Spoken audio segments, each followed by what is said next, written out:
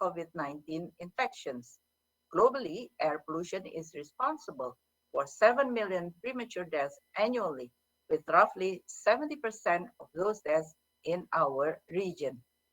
A recent study by the University of Chicago found that there is an average loss of 2.2 years in life expectancy as a direct result of exposure to air pollution.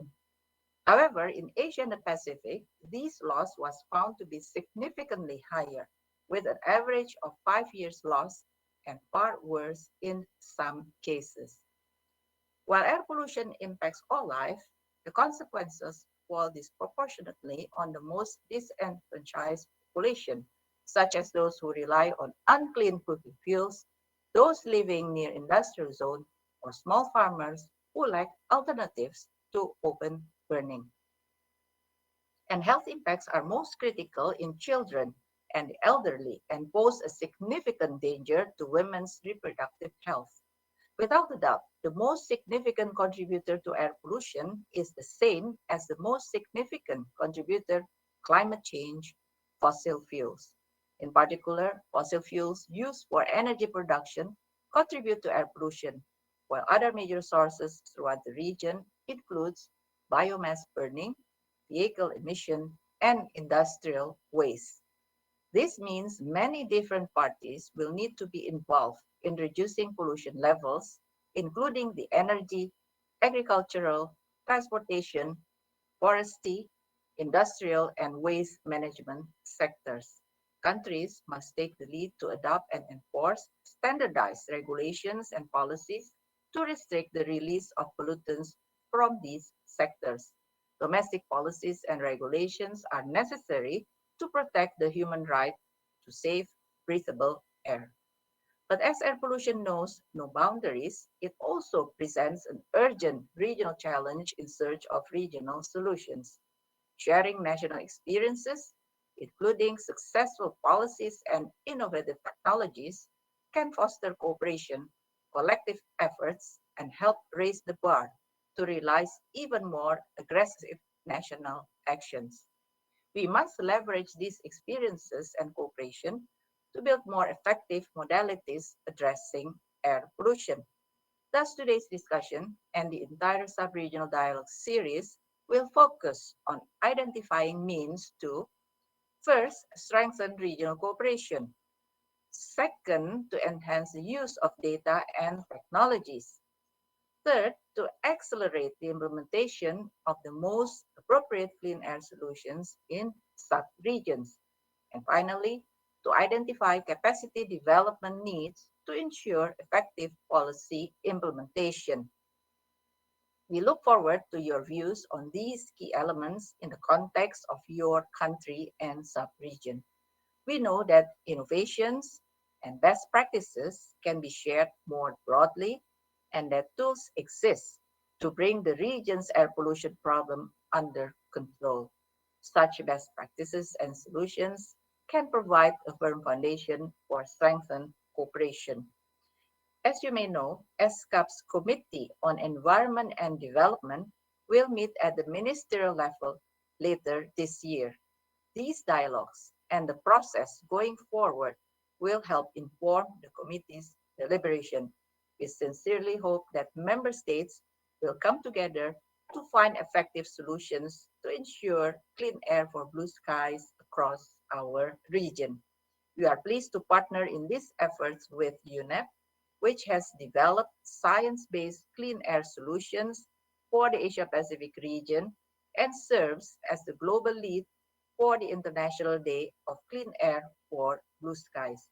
I'm confident that working together, we can ensure that blue skies across our region are once again the norm and not the exception. I wish you all a successful dialogue and thank you for your attention. Thank you very much.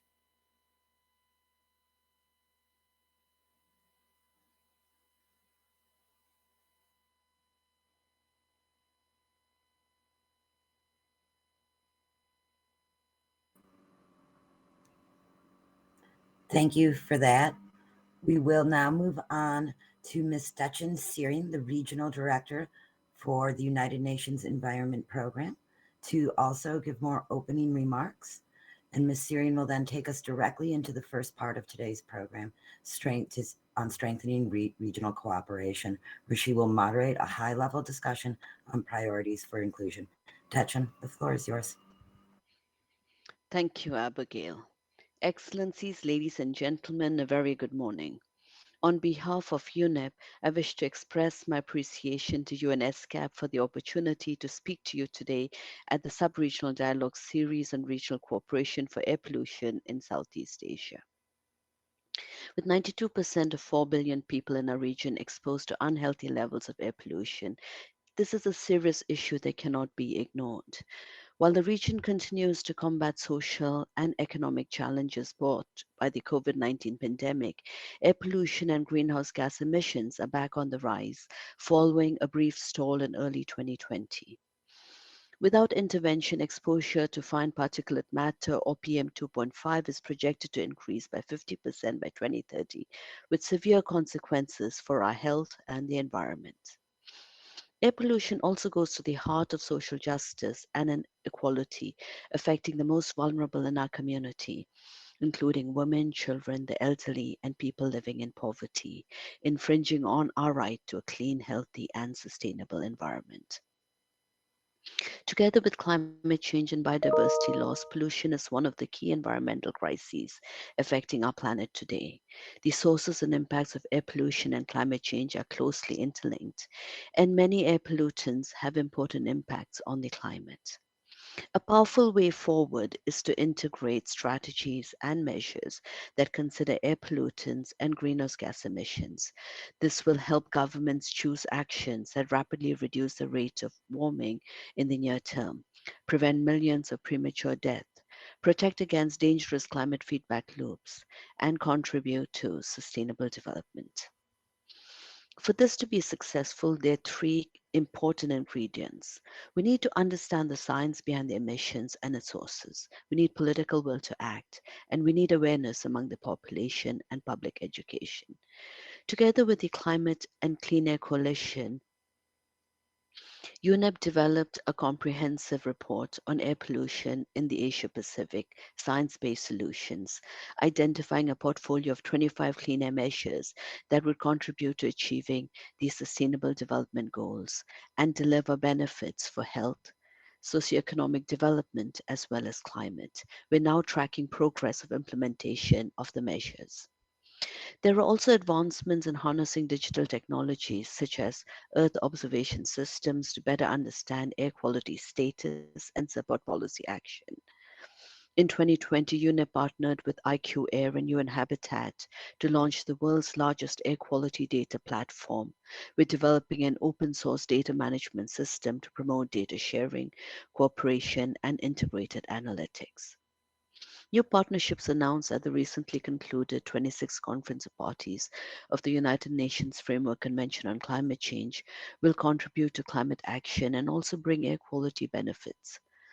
This includes the Global Methane Partnership, which aims to reduce global methane emissions by at least 30% by 2030 from 2020 levels, and new commitments by 23 countries to phase out coal power, including 5 of the world's top 20 coal power using countries.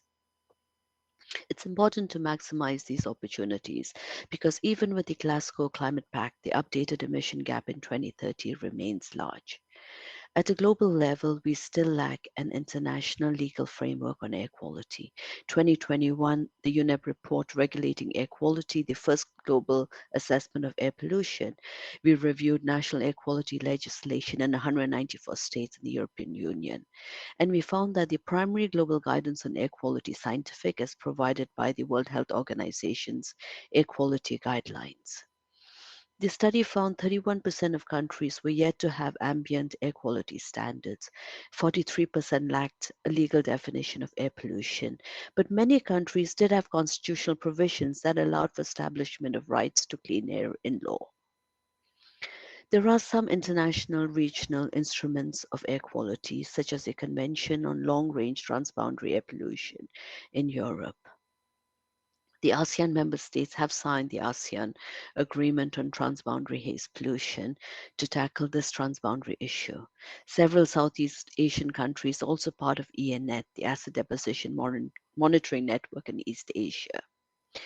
This was set up in 2001 to create a common understanding on the state of acid deposition problems in East Asia. 20 years after its creation, in a landmark decision at the 23rd Intergovernmental Meeting of ENET in November 2021, we adopted text of the supplementary document to the instrument for strengthening the acid deposition monitoring network in East Asia. This expands the scope of ENET from acid deposition to also include a wider scope of atmospheric environment-related substances, including PM2.5. This is a positive development towards strengthening international cooperation on air quality in the region. Overall, the global picture of national air quality laws is one of heterogeneity, with different metrics, standards, obligations, and governance actors, different technical knowledge and approaches, different pollutants, and different stringency levels undermining the control of transboundary air pollution issues. This is what we hope to explore and understand further today. In closing, air pollution is a shared responsibility. By its nature, air pollutants transcend cities, provincial or national borders, and emissions can come from multiple sources. We look forward to hearing your views, experiences, and challenges on regional cooperation. We must work together to beat air pollution for healthy air and a healthy planet. I wish you fruitful discussions. I thank you.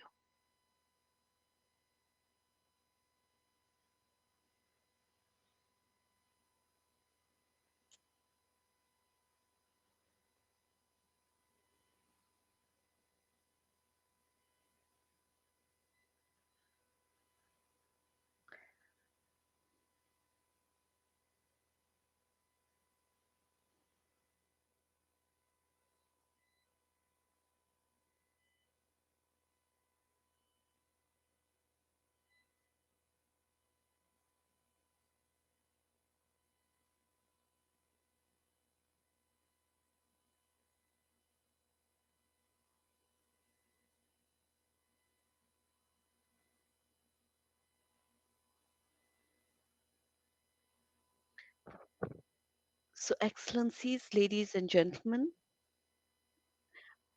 if I can move now to the next part of the agenda, this is a high level discussion on priorities for regional cooperation on clean air, which we hope to hear through statements from countries and other stakeholders.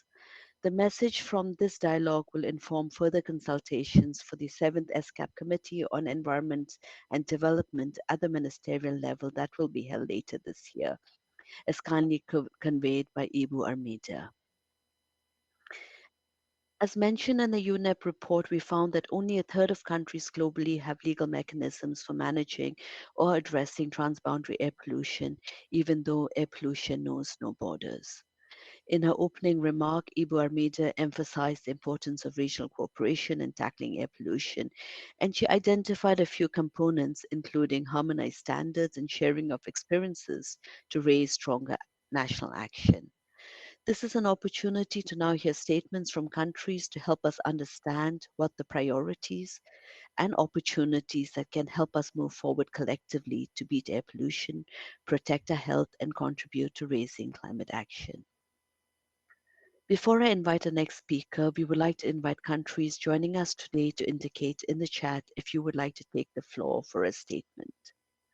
I now have the pleasure to welcome Ms. Siti Asya Binte Mohammed Feroz, Senior Executive, International Policy Division, Ministry of Sustainability and Environment from Singapore.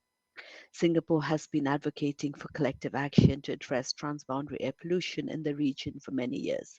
Ms. Feroz, the floor is yours.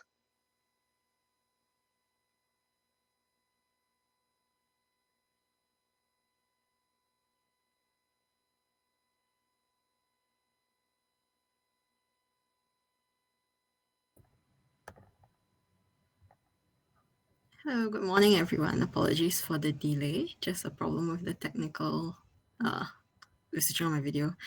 So thank you for giving me the floor and happy to be here today. So, good ambient air quality plays a big part in our daily lives, and managing air quality is especially important in Singapore given our dense urban landscape. Our policies to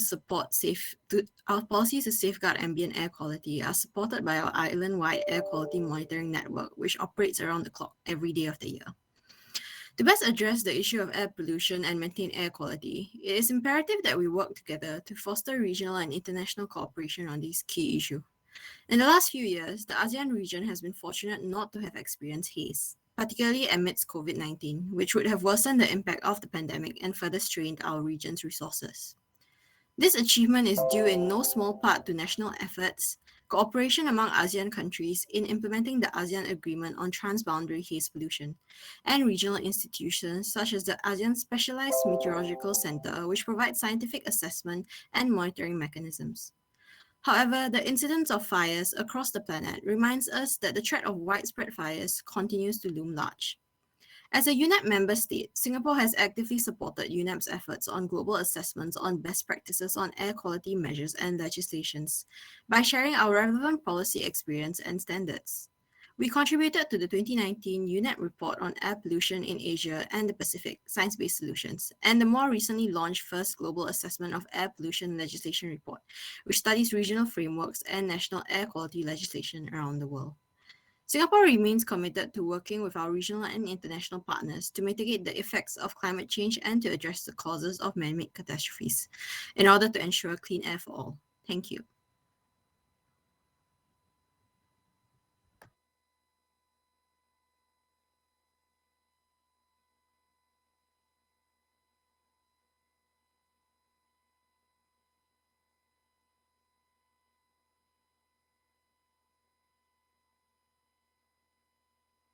Thank you, Ms. Feroz. We continue to appreciate Singapore's leadership and its effort to improve air quality with support to the UN Environment Assembly resolution on air quality through the Asia Pacific Clean Air Partnership and also support for the ASEAN Haze Agreement. The United States has been a staunch supporter of international cooperation for clean air through many initiatives in Southeast Asia. Our next speaker is Ms. Sarah Quinzio, Deputy Director, Regional Environment Science, Technology and Health Office, East and Southeast Asia from the United States Embassy in Bangkok. Ms. Quinzio, the floor is yours.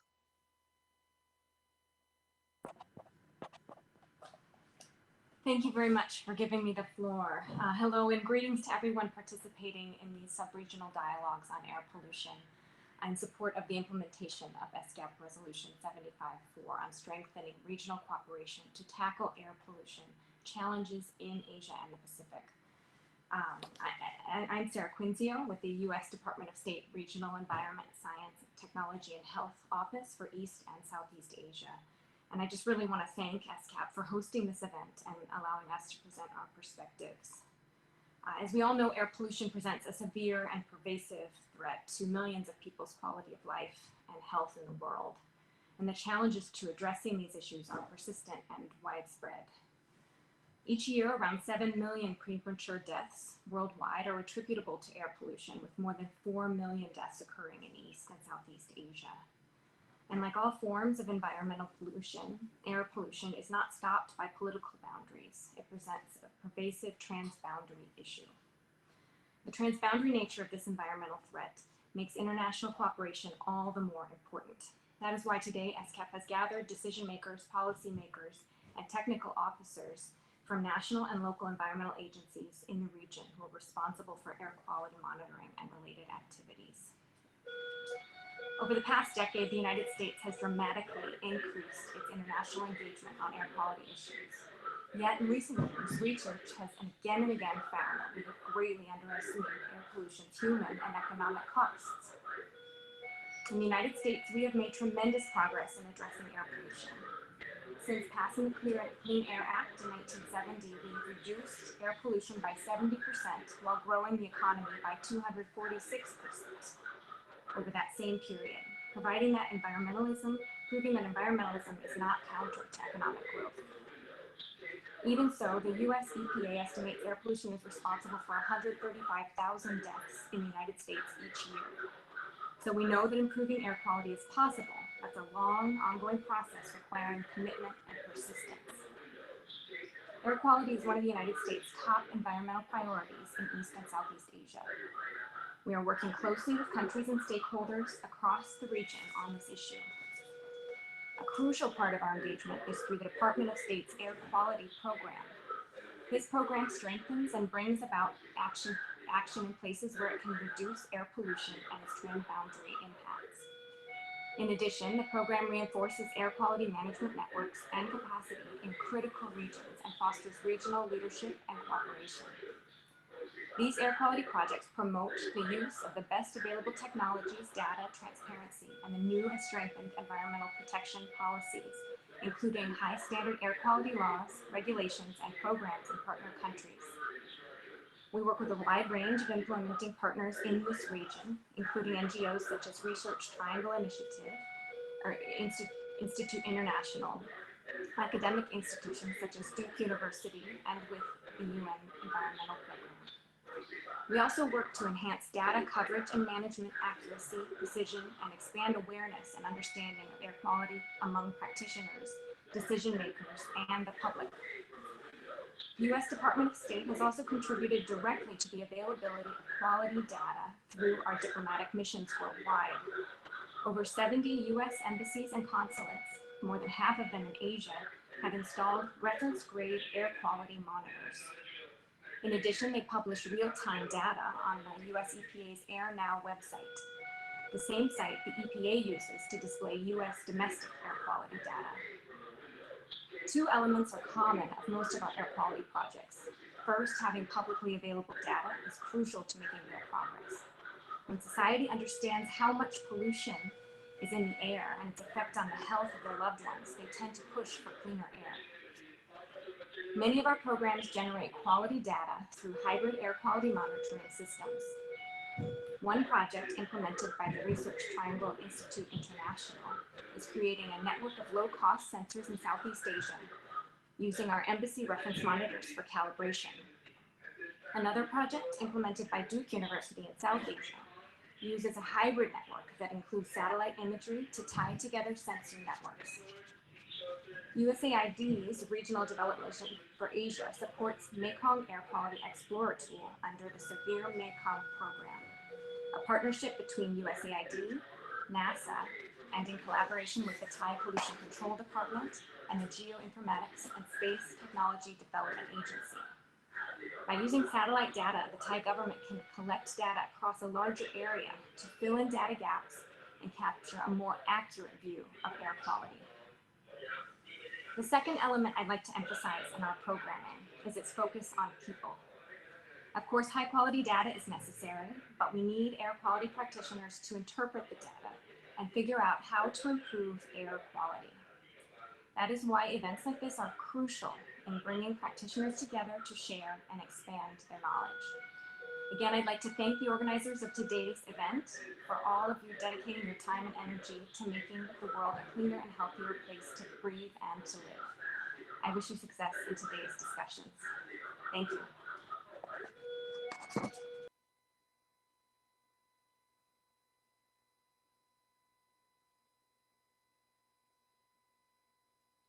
Thank you, Ms. Quinzio, for highlighting the transboundary nature, the importance of international cooperation, and really also highlighting that it is possible with commitment and persistence. Before moving on to statements from stakeholder groups, I would like to check if there are any countries that would like to take the floor and share your views.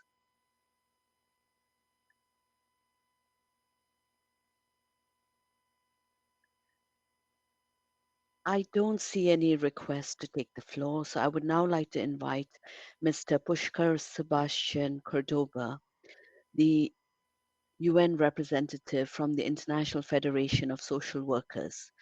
Mr. Corbodo, the floor is yours.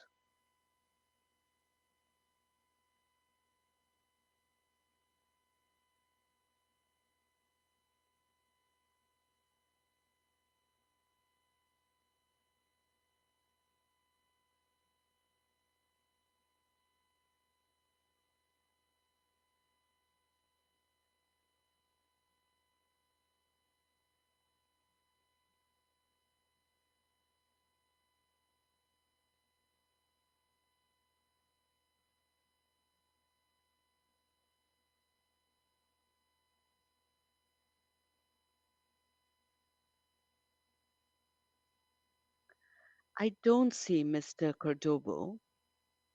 I think may I find out if Mr. Cordobo is able to speak or there are some technical issues? Mr. Cordoba is having major internet problems right now, and his apologies. He's put a message in the chat. I don't see any other speakers wishing to take the floor right now. So,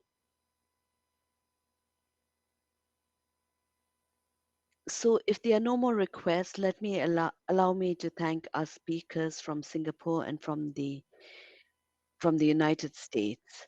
We know that air pollution is a serious public health issue requiring urgent action, and it's among the 10th environmental risk factors in Southeast Asia, causing 500,000 early deaths each year and many more exposed to unsafe levels. We've heard from earlier speakers about the importance of a regional response to a regional issue, the multiple benefits that acting on air quality can bring, not only protecting people's health, but helping us raise our overall climate ambition. And it's also critical for Southeast Asia as one of the most vulnerable subregions to the adverse impacts of climate change. We've heard some of the necessary components for types of regional cooperation. We've had support from both the governments of Singapore and the United States that work to support harmonized air quality standards. We've heard the importance of aligning um, the ambient air quality standards with the updated World Health Organization air quality guidelines, the importance of availability and access to data and information in multiple areas of work through understanding the status of air quality through monitoring and identifying sources, and the scales for emission inventories. Also, the importance of engaging with air quality practitioners to understand the quality of the data. We've heard the importance and the identification and implementation of appropriate policies and legislation to address the key sources of pollution aligned with air quality standards. In the following session, we will hear clean air solutions specifically for Southeast Asia. And I would also look forward to hearing how these solutions could be incorporated in a regional mechanism. I look forward to the feedback on these components or other vital components that need to be considered before moving forward. We've heard that there's been some successes with existing initiatives in the region, but unfortunately, air pollution continues to worsen. We must break through science accountability, policy coordination, inclusiveness, transparency, and participation. We do need a stronger regional mechanism for the Asia Pacific region. I look forward to hearing from countries and partners today on the elements for a regional response where we can all come together and act for clean and healthy air for everyone. Thank you, and let me hand over to Abigail for the next session.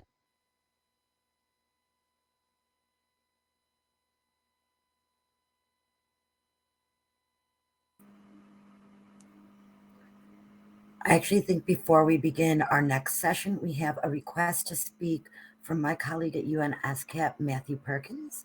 Matthew, can I have you please take the floor?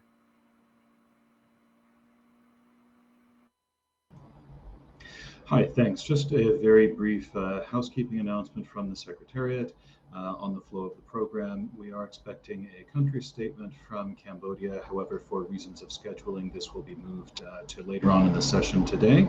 So just that observation on the flow of the interventions. With that being said, we'll now continue on to our next scheduled session in the program, and back to you, Abigail. Thank you very much.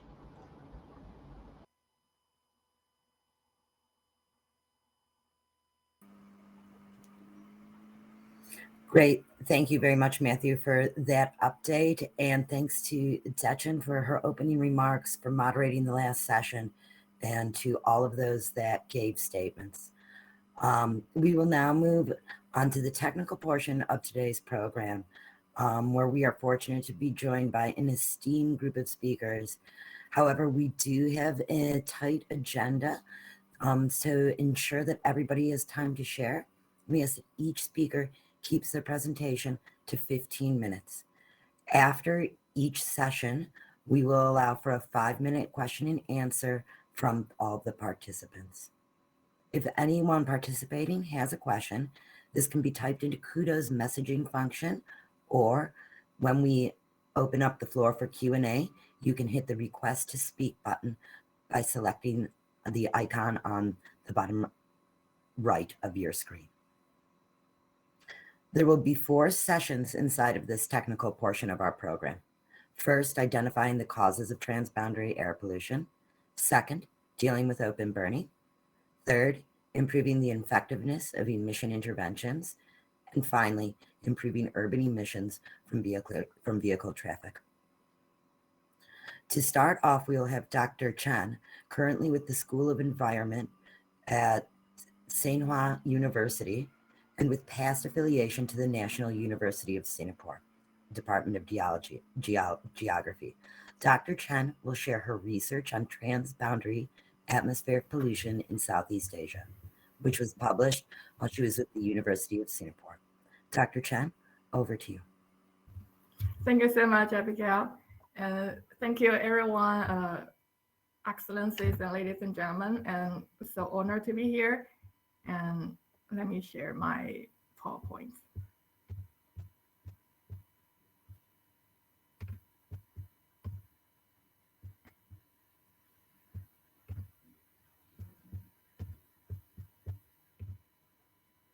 I hope you can see the screen.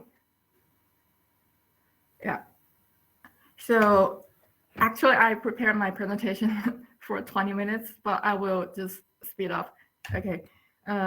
So my topic today is about the transboundary air pollution in Southeast Asia, which is a very huge topic. So I would narrow down it to what I studied, mostly studied, which is Singapore, and I will talk about the non-biomass burning related transboundary air pollution. So it's basically about the industrial pollution, transportation pollution, etc., etc. And I will talk about the facts and talk about the social economic causes behind it. And we know Singapore is a very green and clean city state, but occasionally it could look like this.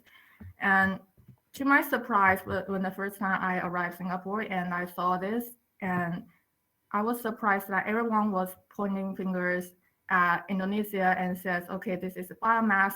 And yeah, of course, there's a biomass burning, but I was wondering, what about industrial pollution? Because no one seems to care about industrial pollution, but this seems to be a very important pollution sources, at least in East Asia, in China and in Japan, Korea. When we're talking about the transboundary pollution, we talk about industrial pollution.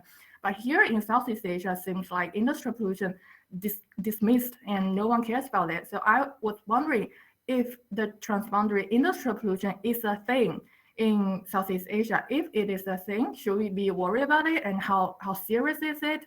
So that's my question. And to answer this question, we need to have a little bit of knowledge about how we can quantify transboundary air pollution. And this is the technical part, and I will just very quickly just introduce you. There are basically, we can have 4 types of method to distinguish, to quantify transboundary pollution. The first one would be the numerical modeling, which is a very powerful, very widely used, it's a very good tool. And the second one would be the mass balance approach. And basically it just says that everything is a black box. Everything comes in should equals to what stay in the box and what comes out of the box. So it's also is a theoretical and a very conceptual kind of tool. And the third one would be the chemical composition analysis. And this uses every pollutant that produced in different regions, they have a unique chemical composition. And with this data, we can pinpoint the pollution source. And the last one would be the particle size analysis. This is the examine the physical property of a pollutant. As we know, the heavier one will deposit locally, the lighter one will transport a little bit further away. So with these approaches, then combined with the data the pollution data we collected either at the source region, we can predict the impact area at the receptors, for instance, the receptors. And if we combine the data at the receptors, now we can predict where did this pollution come from, at which source, or what area, from which area, from what kind of human activity, something like that.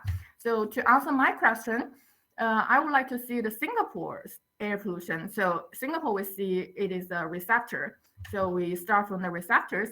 What kind of data we can use? And this is also a very interesting or a very challenging part, because in Southeast Asia, we do not have that much of data we can use in terms of air quality data. We have remote sensing. Yeah, there's a lot, and this is not a full list, but still, remote sensing is relatively young. The technology is relatively young. We don't have a long period of coverage, because I would like to see how serious the problem is. So I have to have a baseline, which probably should date back to a pre-industrialization period. So this we see satellite image only have the data after 2000, and AOD, which is the product from satellite image, and you cannot always infer correctly to many different type of pollutants. So it has a limitation.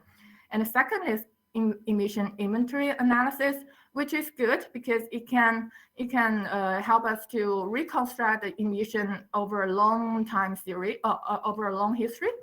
But still, in Southeast Asia, we do not have that much of analysis exist. And Singapore is the first one who conduct emission inventory analysis and only focusing on few pollutants like SO2 and CO2, but those are not industrial pollution related. For instance, they don't have heavy metal kind of emission inventory. So this is the limitation. And the third one is in situ measurements. And this is a diagram. This is a table that I compiled about the government-run in situ measurement air quality station.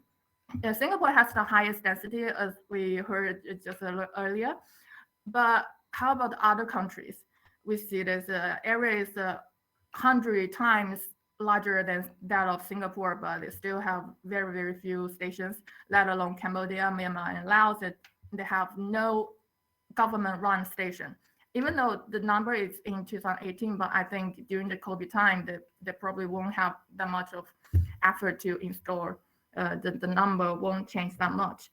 And the reason behind it, I think, probably because those in-situ measurement stations are very expensive to run and to install. And this is, as we see, except Singapore and Brunei, most of the countries in Southeast Asia, their GDP per capita is still under 10,000. So yeah, they have some priorities, and air quality probably not their priority. And the last one would be the paleo environmental study, which is an unconventional way to collect data, pollution data. This approach actually uses natural archives, which, for instance, like lake sediments, coral reef, and tree rings, those stuff, they will accumulate, they will increase year by year just by itself naturally. So during its growth, it will accommodate, it will preserve very well about the air pollutants that deposit to it. So by analyze this type of air, this kind of proxy, then we can reconstruct the past environment pollution situation. To answer my question, Singapore's transboundary industrial pollution, I will just combine these three approaches together, and hopefully it can give me a very good result. And this is my aim and scope. I start from the atmospheric pollution in Singapore. I focus on the non-biomass burning related pollution, so I will not discuss the biomass burning ones. And for this part, I will analyze how much from transboundary source, how much from local source, and how much from the background, the natural source. Once we understand this, I would like to further dig in to see what kind of socioeconomic factors, for instance, economic development, environment management, how would these factors impact on the local emissions? And by emissions, so we can generate some good political implications, yeah, for other countries as well. Singapore is very sit on the equator, so it receives air pollution from the north and the south, and it has gone through industrialization and deindustrialization phase. So it's experienced a very valuable information for other countries. And so how did I differentiate the biomass and non-biomass burning pollution? It's simple. I just choose one pollutant that primarily emitted from industrial activity. So I chose chromium, which is toxic, and it has a long residence time, so which enable it to transfer over a long distance. And it has many emission sources, including steel, cement, and fossil fuel burning, especially coal burning. So it is a very good proxy to examine the industrial pollution. And how did I differentiate these three parts, transboundary, local, and natural? That I use mass balance method. And the concept is very easy. So for all the air pollution received in Singapore, it should consist of the three parts: the part from transboundary, the part from local, the part from natural. So I shift the terms, then I get the equation to quantify the time series transboundary pollution. And I will use paleolimnology to quantify the first two terms. Paleolimnology is type of a paleoenvironmental study, so it examines lake sediments. And I would use emission inventory analysis to quantify the local emission. So a very brief introduction about paleolimnology. It's just because lake sediment accumulates year by year and it accommodates those pollution. So as we just drive a boat to the lake and drop the coral and extract the sediments, and we slice them layer by layer according the year, and we examine each layer to examine the age, examine the pollutant concentration, fluxes, etc., etc. Then we can have the environmental information that we interested in against time.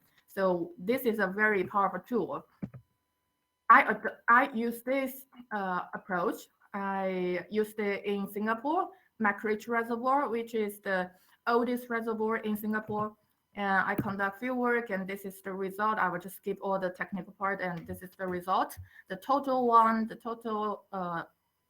chromium deposition received in Singapore, and this is the natural one, which is conveniently taken the lowest level of the total, because this is before the industrialization period. So I'll just do it.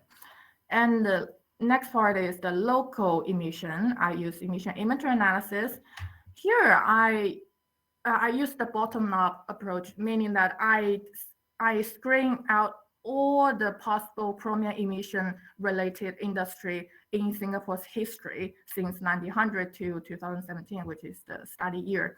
So I screen out 8 different type of industries: cement, steel, and including power station, the coal fire burning or other fossil fuel burning, and also incineration of solid waste.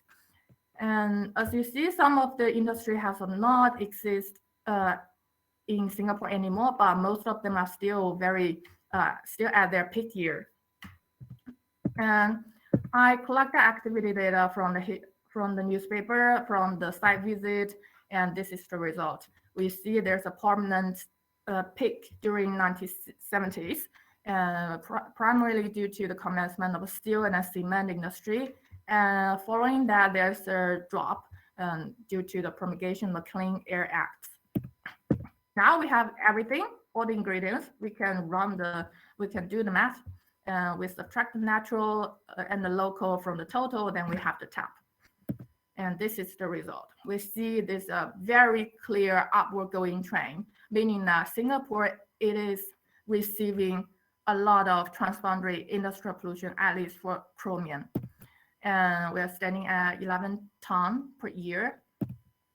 and the lower part represents the percentage. So we see during the last 20 years, we see a doubling of deposited chromium in Singapore, and the percentage of transboundary portion increases from 50% to 70%. So transboundary source is the primary source of Singapore's industrial pollution.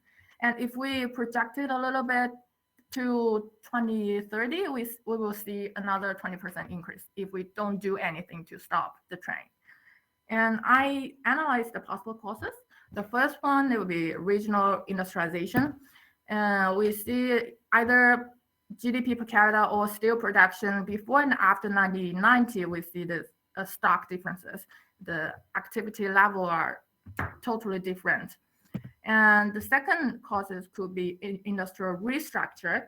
This is a very interesting part. And so we see this diagram, the black dot represent the historic, the chromium emission sources during Singapore's industrialization.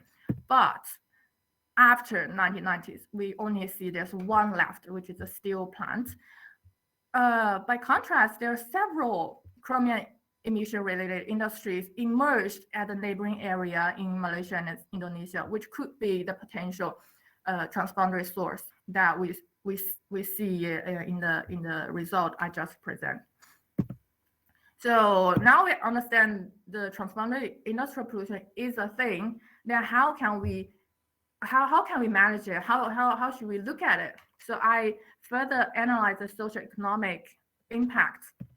I use econometrics analysis to do it, and I use GDP, FDI, foreign direct investment inflows, and trade, and environmental regulations to represent the change in levels of chromium local emission. And this is the result. I will skip the technical part. This is the result. So for the GDP, we see there is an inverted U-shaped relationship between the chromium emission and the GDP growth in Singapore, meaning that at the beginning of the Singapore's industrialization, the more GDP increase, there are more chromium emission until there's a turning point, which stands at 33,000 USD. After the turning point, these two parts decoupled, meaning that the richer Singaporean gets, the greener the city will get, which is good thing, right? But if we apply this turning point to other Southeast Asian countries, and we see except Brunei and Singapore, all the other developing industrializing Southeast Asian countries, they still sees a long way to go. Their GDP will go hand in hand with the at least chromium emission. So this could be the future transboundary pollution source to Singapore. And the second one, I examined the foreign direct investment to Singapore. It shows a positive sign, meaning that the more foreign direct investment received in Singapore, there will be more chromium emission locally, which doesn't sound right because we know Singapore now is in the deindustrialization phase, so it has a lot of clean financial services, but it's supposed to be cleaner, but actually it is not as we expected. So I dig down a little bit and found out, okay, those clean financial services, actually they were doing investment in the pollutive industries. And this is how the more FDI, the more chromium local emission. And this calls for responsible financing, not only in Singapore, but also across Southeast Asia. And on the left-hand side, this figure, we see the blue bubbles represent the coal-fired power plant that will be built in the future after 2018, because my paper, that's my study year. So after 2018, but at least China is the biggest foreign investor to a lot of Southeast Asian countries right now. But now Xi Jinping says that, okay, China will not build new coal-fired power plants abroad, which is really good news in terms of the regional sustainable development. But we see the stocking differences. The DBS is the biggest bank in Singapore. It says that, yeah, we will exit the coal lending by 2039, which literally is 20 years, almost 20 years later. So you see, it seems like the local financial sector, they don't see the urgency. They don't feel like they can do better. And I think this is really something we should urge them to change. And the later part is the trade. So it says that Singapore trade more, it will have fewer chromium emission, which is correct, because you don't produce locally, you just import them. Then of course you won't have that much of local emissions. But like I said, like I present earlier, you will contribute to other countries to generate more air pollutants, because they probably don't have that kind of very stringent environmental regulations. They need to thrive. They need to they need their economy to grow. So this part is what Singapore really should think about. You import, but you also contribute to other countries' pollution, and those pollution will eventually come back to you, as we see here. We already see it in Singapore. And the last part is the environmental regulation, and we see there's a negative sign. It's of course, you have environmental regulation, you will have less local pollution, and it has the greatest impact because the value is the highest. The implication will be like, okay, if other Southeast Asia countries, it still don't have regulations, it still don't have regulations that's stringent enough, they probably should have some to at least to curb the industrial pollution. So these are key takeaways. First, the Southeast Asia needs some more comprehensive, long-term, not run by other countries, because I know there's a lot of international cooperation, but I think each country should have their own ground level air quality monitoring station.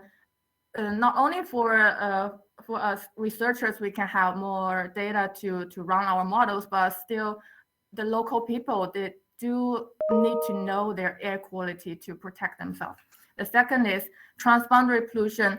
Transboundary industrial pollution is a thing in Singapore, and I think it's a thing in other countries as well. So we need to do something about it. Just don't ignore it. At least so far, I don't see there are many news media coverage, and I don't see the government are taking a lot of actions. I don't see the public cares about it. So this is really something we should look at least, yeah, think about it, or just if you can do something, then do something about it. Yeah. And the third one is shifting away pollutive industry will not solve the atmospheric pollution problem. Yeah. Because those pollution will always come back. The last one will be globalization. It's a good thing and we need it, but we also need responsible financing. Yeah. The last one, I'm very happy to see that a few months back, UN has adopted resolutions says that human rights includes a safe and clean, healthy, and sustainable environment. And I think we need everyone on board to achieve this goal. This is the references, and thank you so much for your time.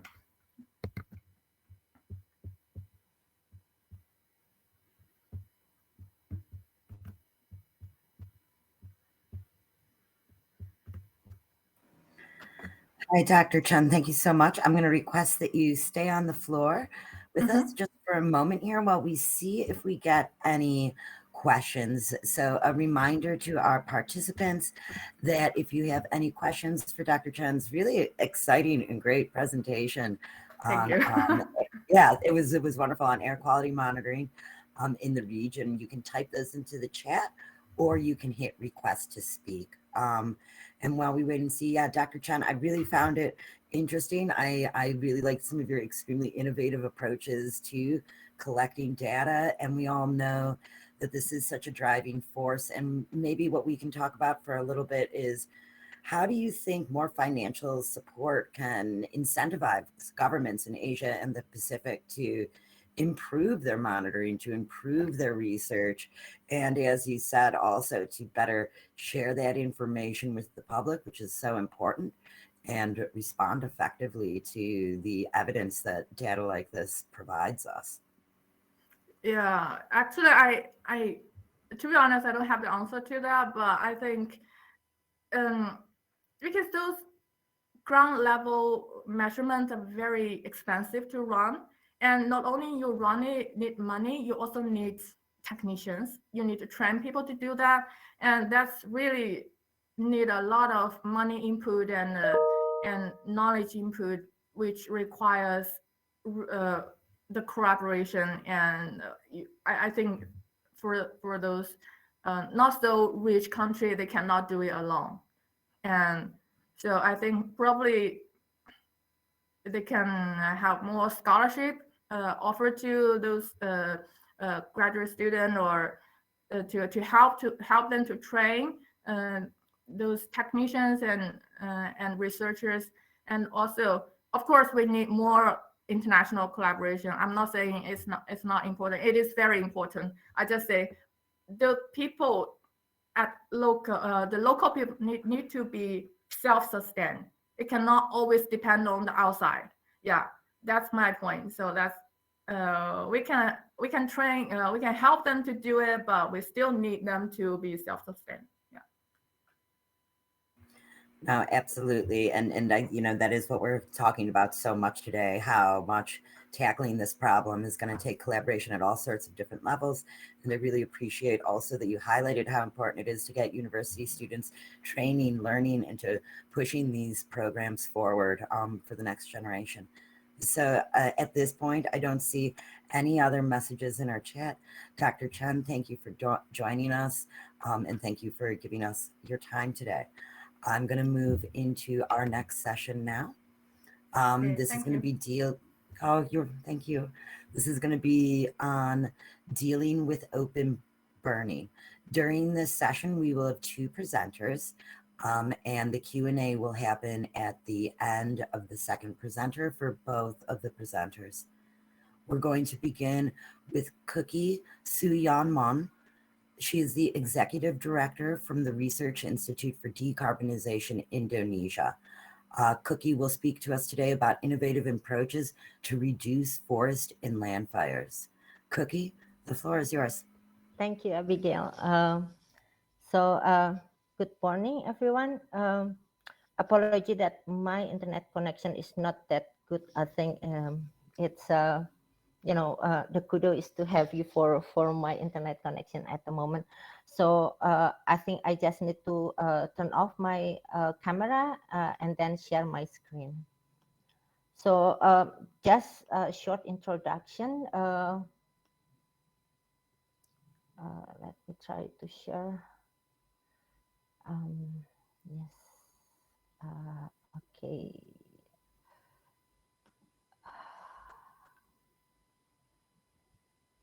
Wait a minute. Okay, I hope you can see my presentation now. Okay. Just let me know if you cannot see that. For today, and thank you, first of all, thank you for the organizer to have me in this session. And it's really kind of a big, honor, really a big honor for me to be able to speak in this session. And this is because my article that has been published a couple of years ago.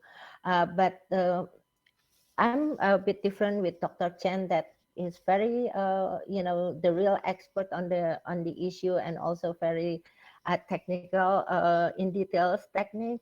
My presentation will basically share my thinking and also a number of issues that I think will be interesting for all of us to share on how we basically in Southeast Asia can collaboratively tackling air pollution. And as this session is about the open burning, I will try to touch a bit about the open burning, but I'm sure that the next speaker will be having a more detailed information on the open burning and the biomass burning as well. So if we are talking about the air pollution in Southeast Asia, then what are the issues? Of course, first of all, what are the cause of the transboundary air pollution in, or maybe not only transboundary, but in general air pollution in the region? So the first of it would be the open burning, as the title of the session.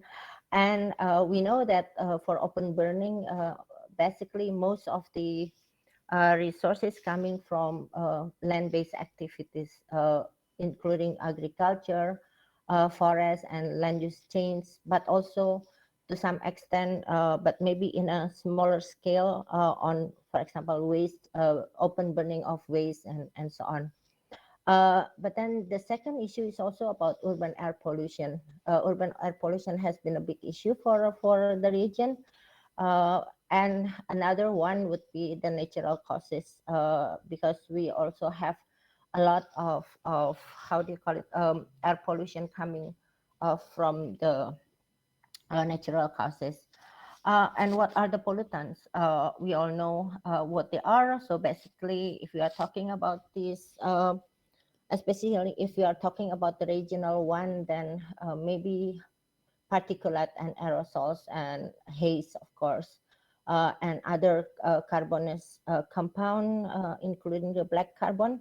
But I think another area that usually being discussed separately is about carbon dioxide. But like it or not, it is very much related to what happened in the in the region as well.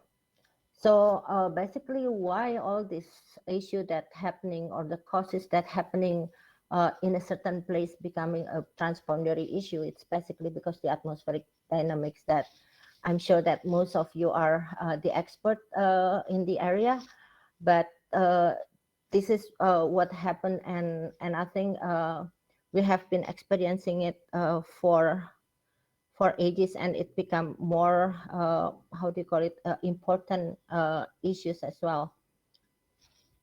So let me try to move to the next one.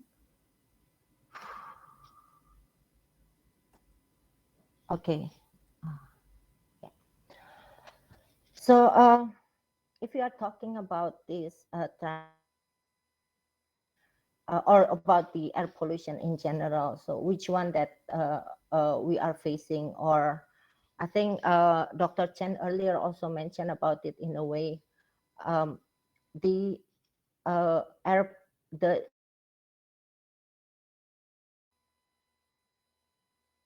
place, it can be a local one, but it can also come from other places. So there is a big question also, if we are talking about what happened in the region, then there is a question on how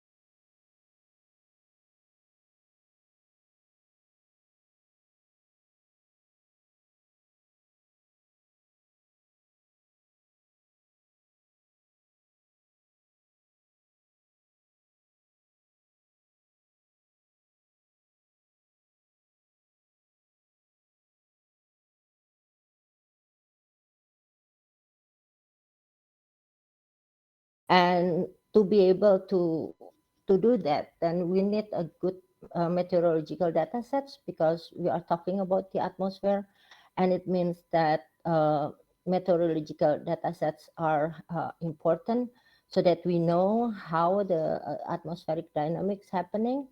But the other one that has been also mentioned earlier and explained earlier by Dr. Chen is about the emission inventory itself.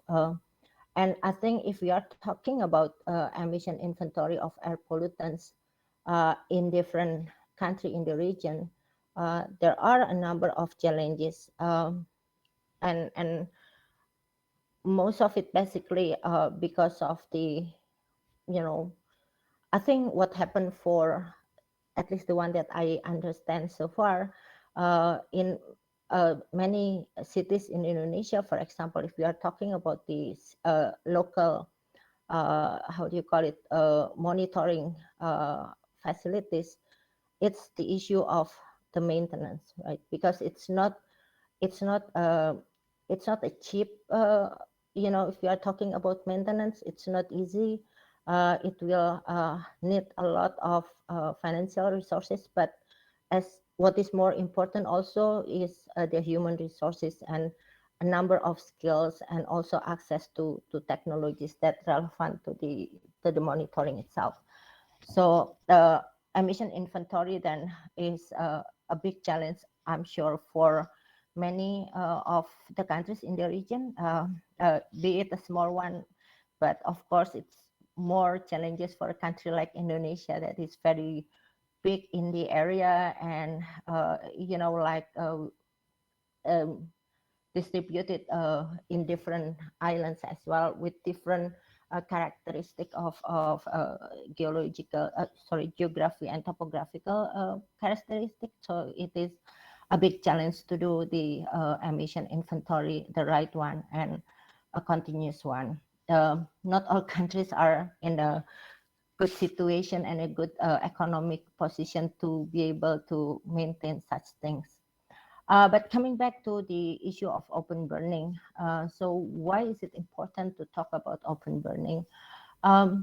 Because as I mentioned earlier, if you are talking about open burning, then usually we are talking about biomass burning, which will emit aerosols and particulate. And we know that it's basically the one that has been transported for you know, relative long range, and then deposited somewhere else, not in the place that it was emitted.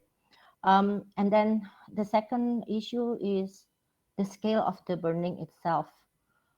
If we are talking about, and I think the next speaker will be talking more about this traditional burning in agriculture, for example. If we are talking about this traditional burning in agriculture, then we can imagine that it will be happening in a certain area.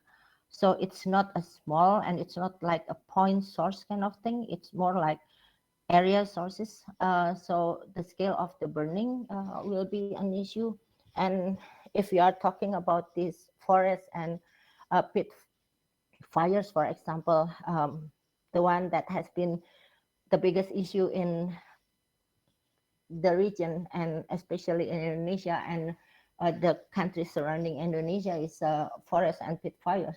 Because if we are talking about the pit fires, then it's even more difficult to tackle, to handle, right? Because the flame is, it's not always burning above the ground, but we also have the, how do you call it, the flame underground. I missed the name, but it's basically it is there, even if we cannot see it, you know, above the ground, but something still happening underground. And this is why it is so difficult to tackle pit fires. And of course, the issue, and this is very much related to the haze issues, right? The tropospheric uh, ozone that resulted from the biomass burning, which will be travel for a long distance, and it is also basically depending on the wind direction, different climate variabilities, as well as anomalies in the atmospheric circulation.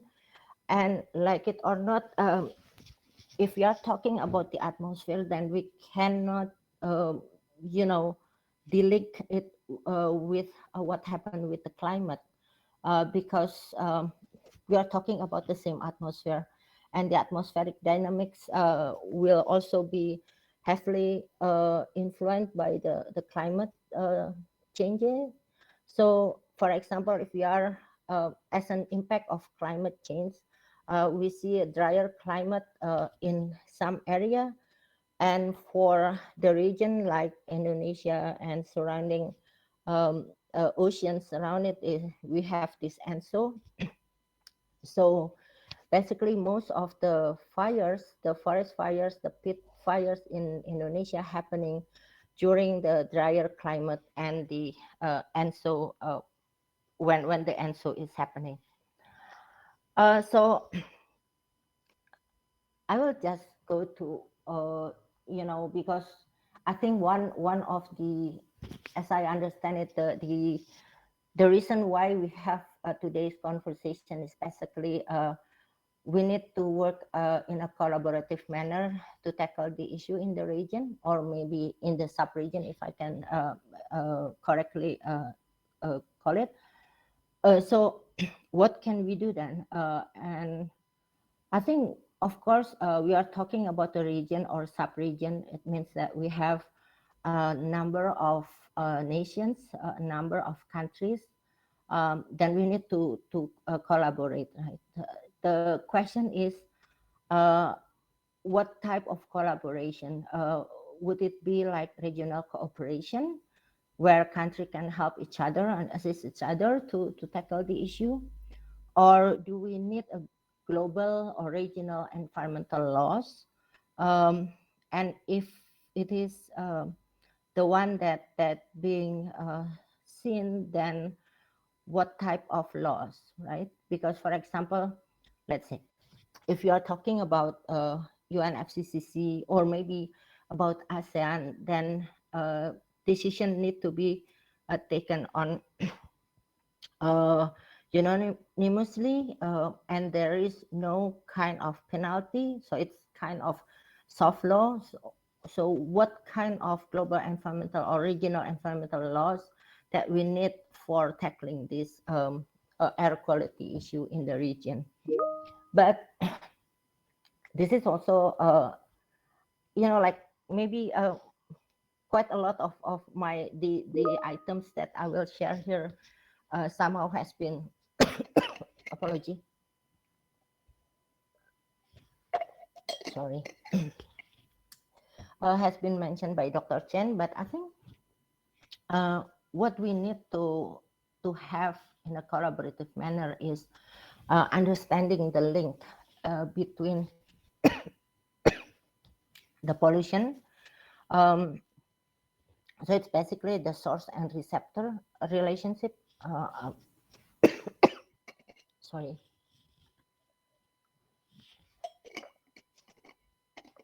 Apology for that. So the one issue that really needed is to understand better the source and receptor relationship. So where the pollution come from, and then what is the effect in the receiving area locations, for example. But then the key challenges that we are facing at the moment is that in the region, at least, we don't have sufficient in situ sampling, as well as measurement of atmospheric pollutants. And this is not only talking about the long range or the transboundary one, but it's basically, if you are doing the sampling, then it is the same, right? Doing the urban pollution, or let's say whether we would like to see what happened with the transboundary, it's still the same. We need to do the sampling and the measurement of the atmospheric pollutants, and it's not easy. It's not. Uh, it is costly, if I can say, and also another issue is also uh, the uncertainties. Even if there are observations being done, there are quite a bit of uncertainties involved as well. And another issue is we don't really have this emission inventory analysis, as already mentioned earlier. So there are places that might have one, as Dr. Chen mentioned, if I'm not mistaken, uh, understanding her presentation also, that, for example, Singapore already have this kind of emission inventory system and also analysis, but for a country like Indonesia, it's really a big challenge, right? And especially if you are talking about the open burning, where we are talking about forest and peatland, then it is another set of challenge also. And the big question is, what are the role of advanced and online-based technologies? Uh, how this can be implemented or applied for open burning, like basically open burning source kind of thing.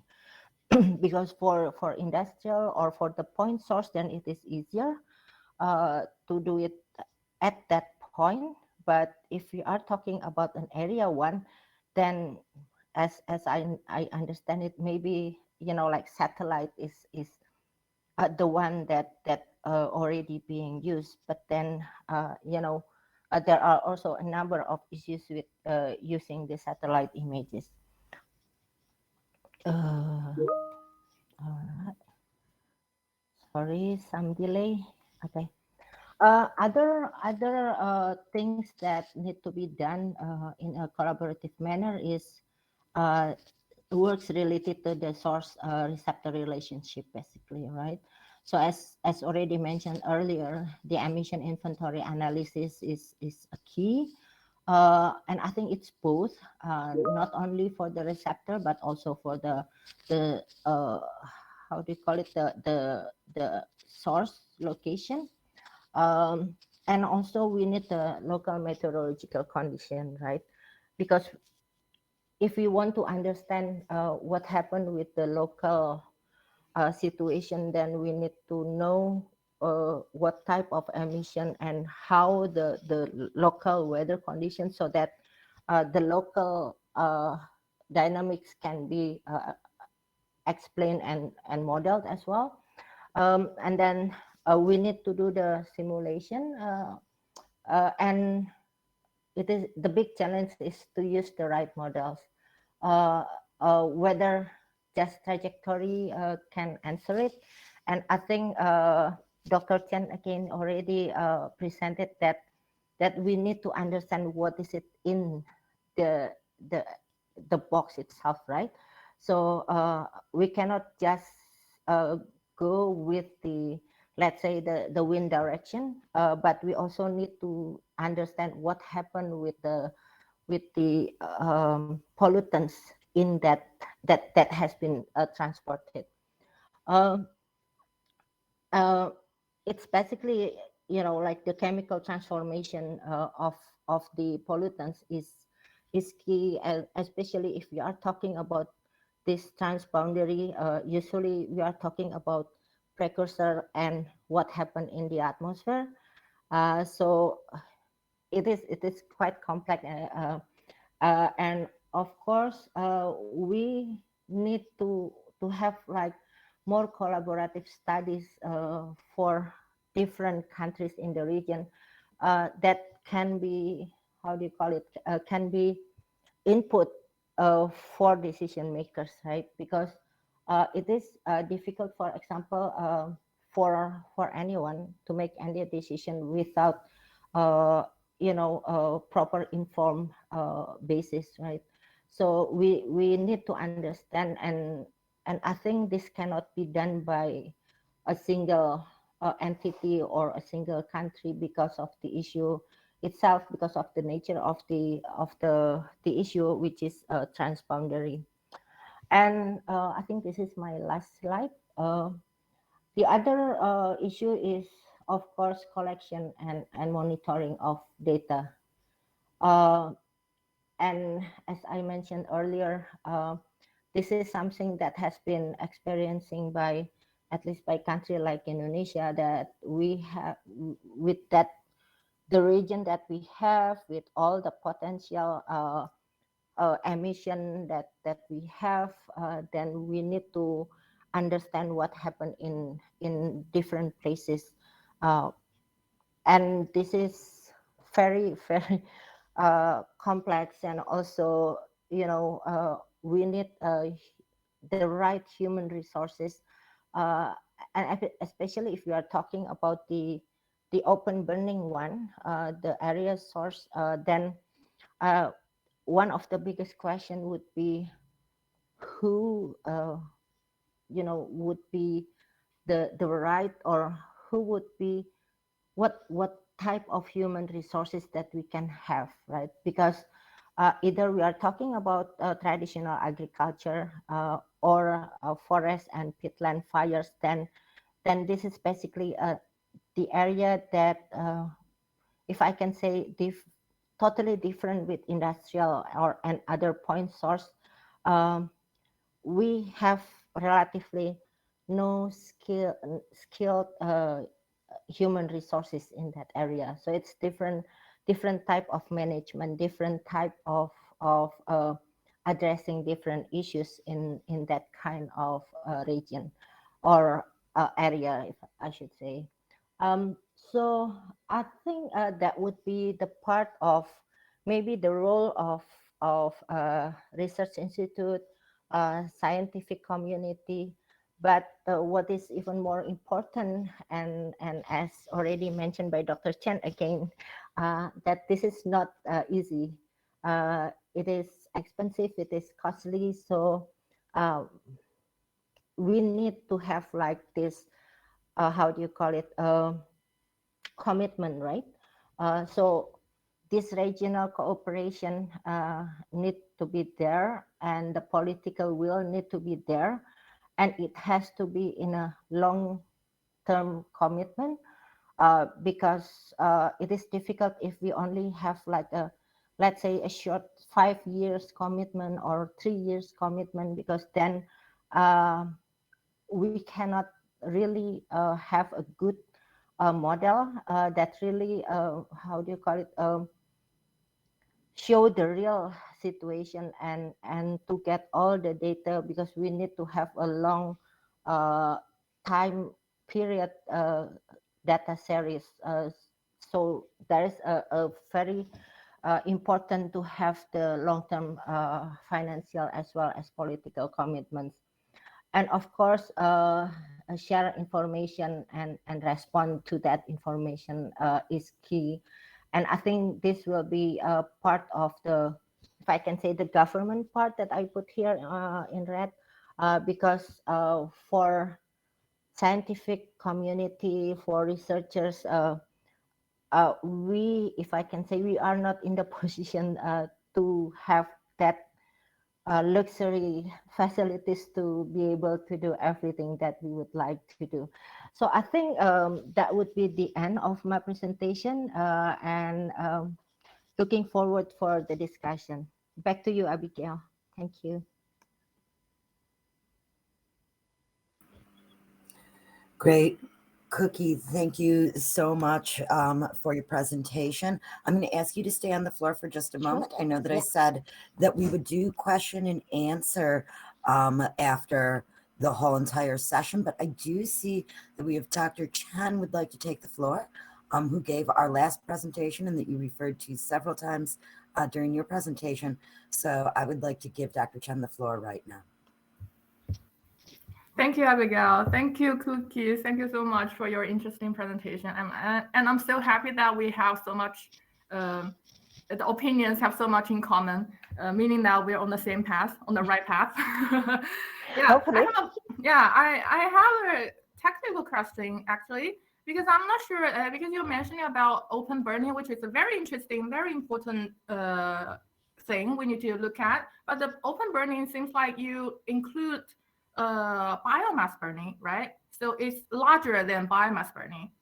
Yeah. Includes other things like garbage burning, etc., etc. But I'm not sure I'm right, but I feel like biomass burning and garbage burning, for example, they have different characteristics because biomass burning, it has seasonal variation, so it's not throughout the whole year, I think.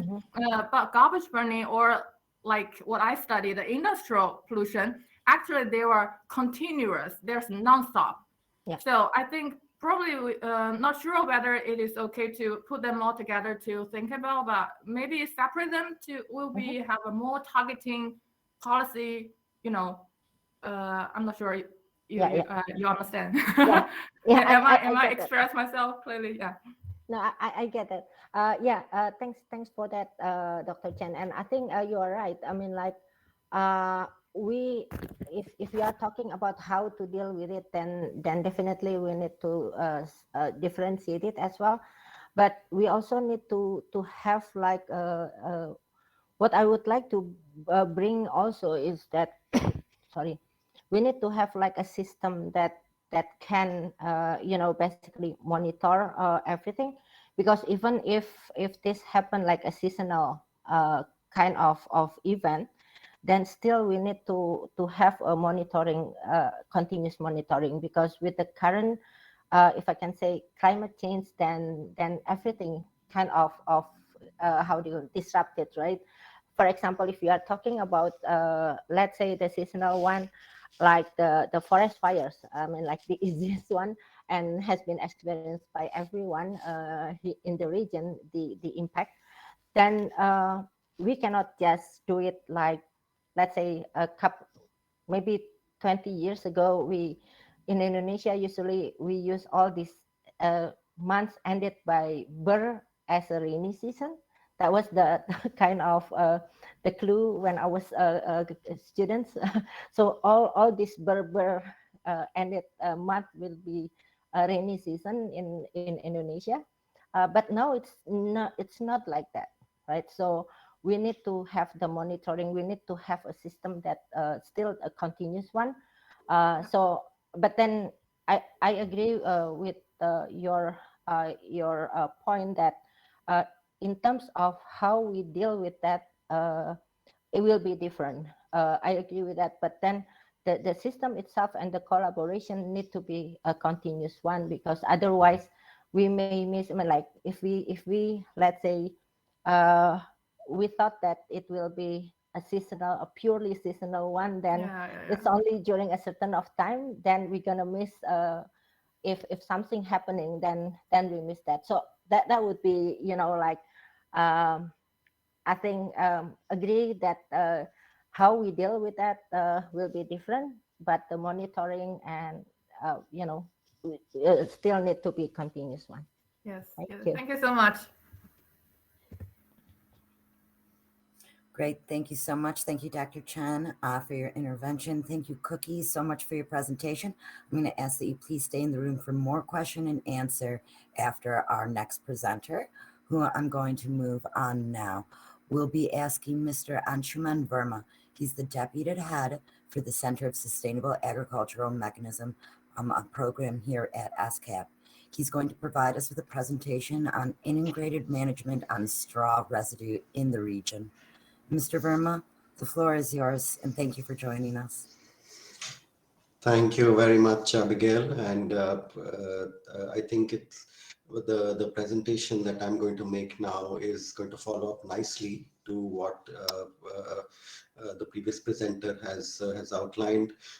We saw the mention of biomass burning, which could be either through forest fires or peat fires. But then the other component is the traditional burning in agriculture. And one of the elements of the traditional burning in agriculture is the burning of straw residue. And that is what I'm going to talk about to you today. So let me just try to share my screen. So could I confirm if my presentation is visible? Yes, I can see it.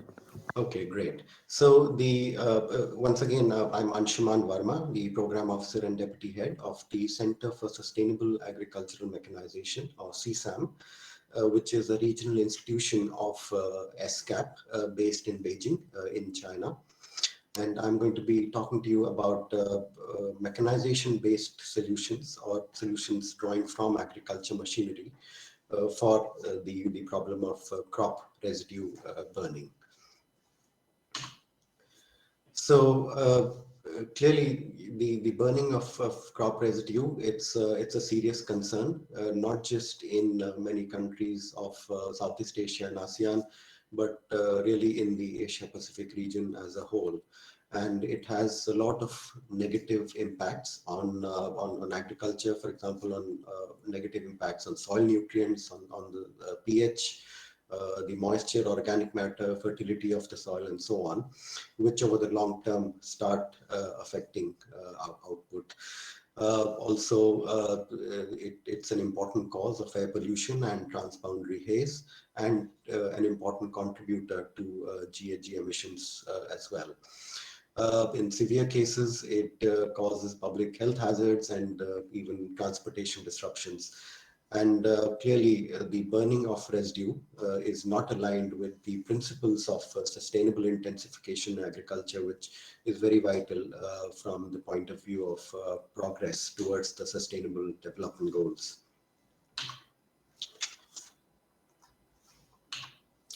So on this slide, it is just to give some sort of a quantitative scale of the problem.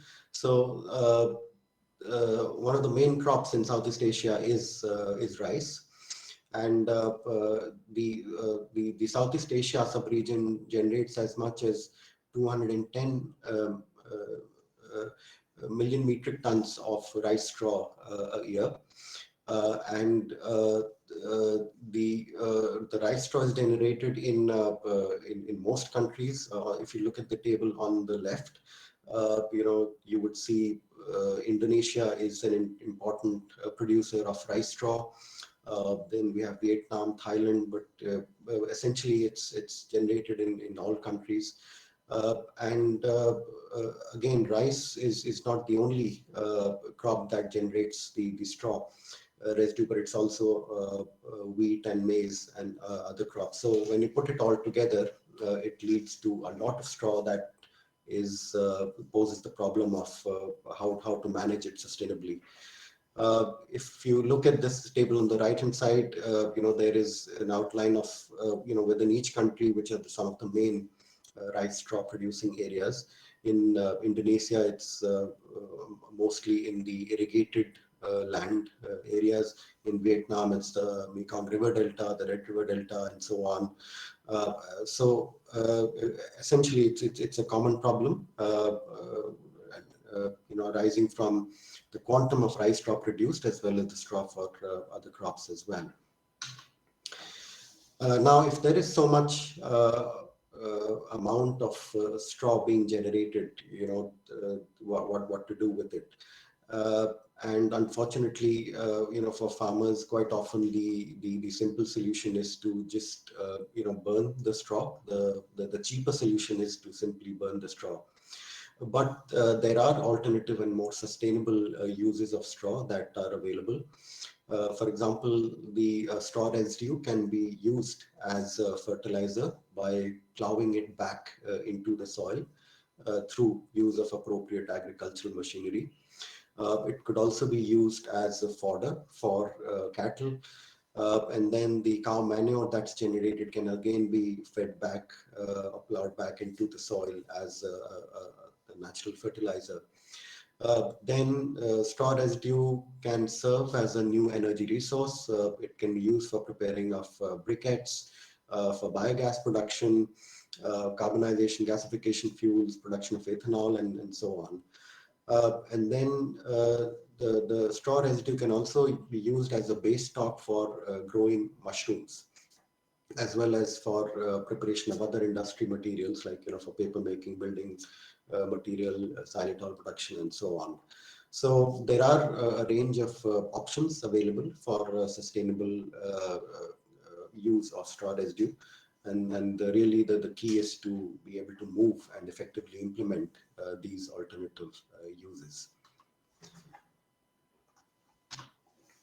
So in this backdrop, my center, CSAM, is implementing a regional initiative on integrated management of straw residue.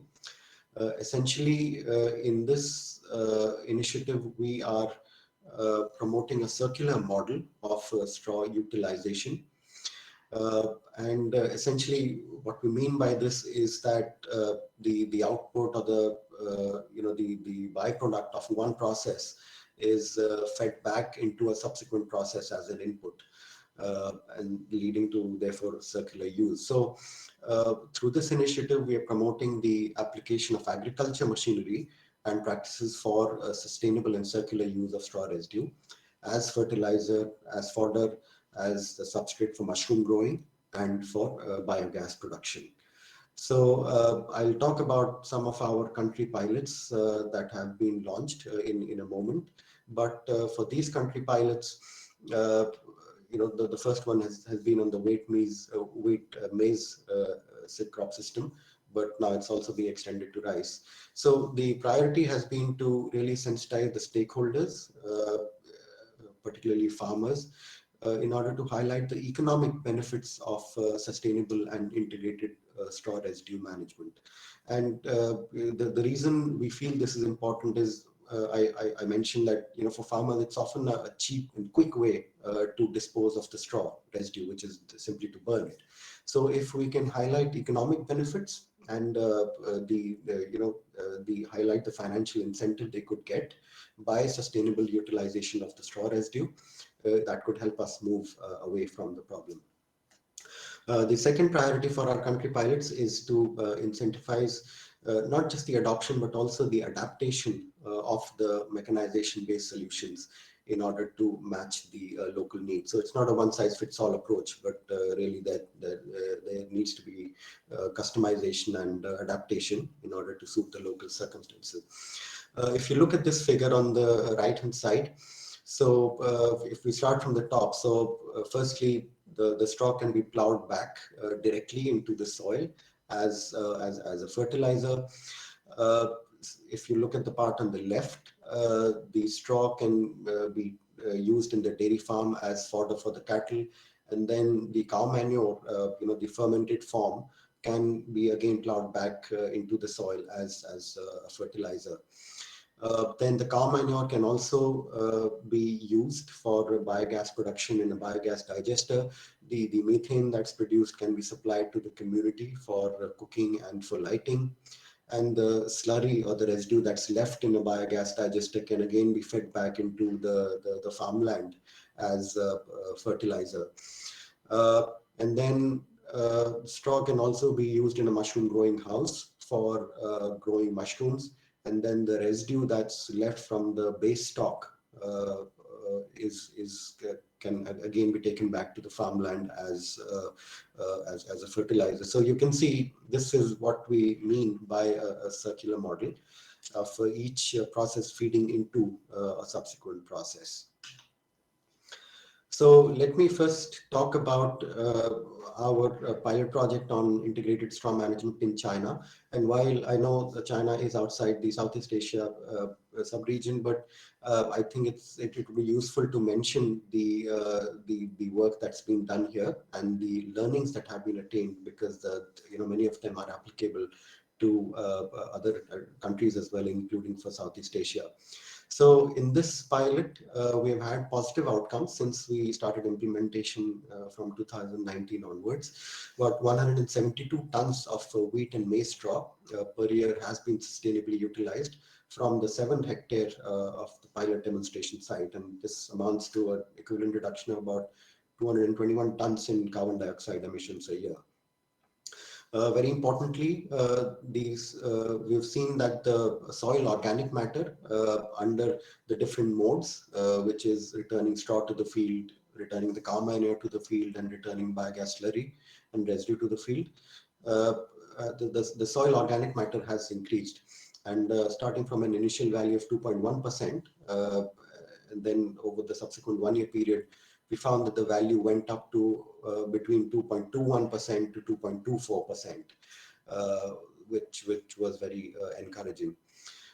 Then I spoke previously about highlighting the economic benefits to farmers. So we were very happy to note that the new formula for cattle fodder from the ensilage process of using the straw to create blocks for fodder and nutritionally enhanced fodder for the cattle, that helped to improve milk production by about a liter per day per cow, and this translated into a additional value of about 69 USD per day for a set of 100 cows at the pilot site. Then the net income from sustainably returning straw to the field and returning the cow manure to the field helped to increase the remuneration to farmers by between 456 to 525 USD per hectare, respectively, under the two modes. So these economic benefits have been very important in order to convince the farming community to take forward our improvised methodologies. So we have a second pilot and sorry, just to mention that in China, our partner has been China Agricultural University, and then also a local farmers cooperative, the Qingdao Jita Specialized Machinery Agricultural Cooperative. So it's been really a multi-stakeholder effort.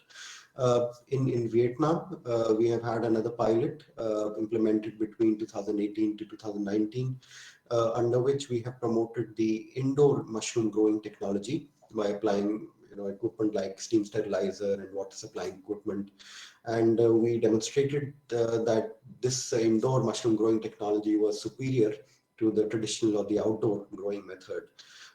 In terms of higher mushroom yield, we found that the rice straw using efficiency was about 26% under the new method, compared to 13 to 15% in the traditional method.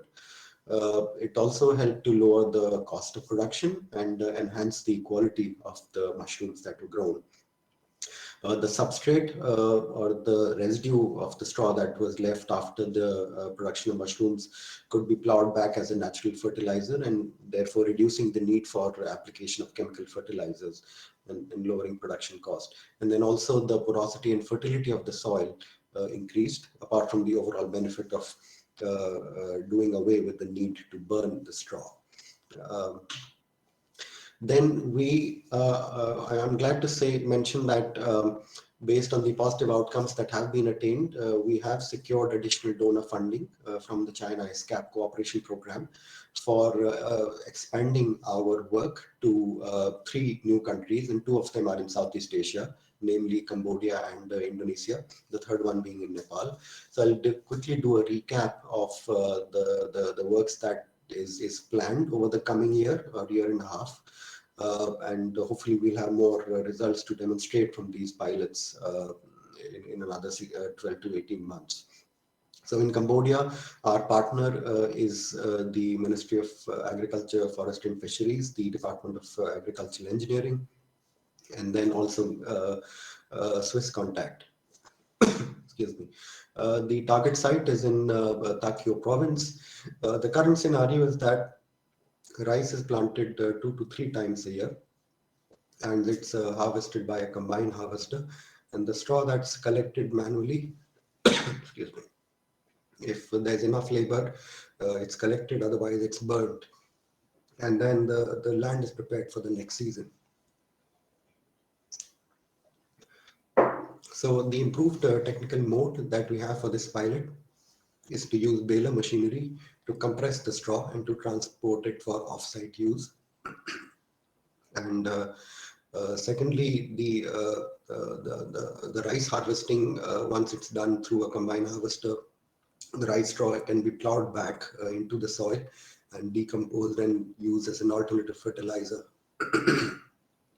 And then through a rotary tiller and the use of a rice seed drill, it can be it can offer benefits to farmers. So this also offers additional advantages vis-a-vis the usual manual method of seed broadcasting. The seeds are able to survive longer if there is no rain, which is particularly important in the current scenario where we have more climate variability, And then there's also better protection of the seeds from the birds and the rodents. Excuse me. The next pilot that we have launched is in Indonesia. Again, this is under initiation. This is in Central Java in Pati district.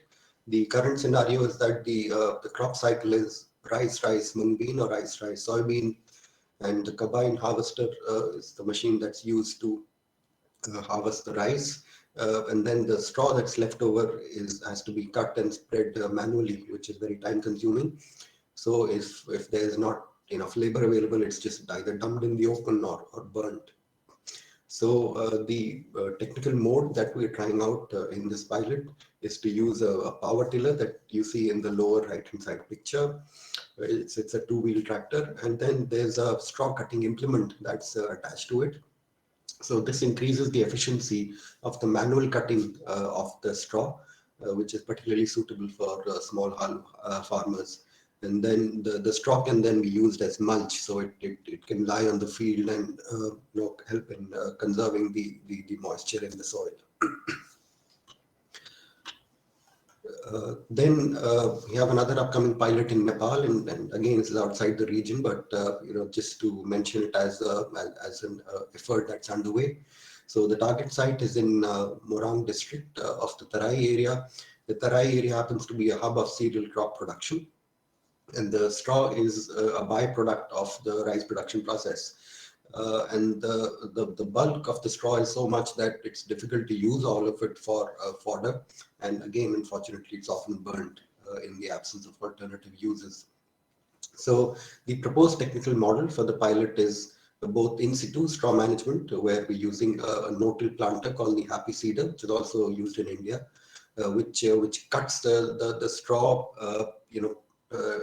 seeds, plants the seeds, and then lays out the chopped straw as mulch over the field.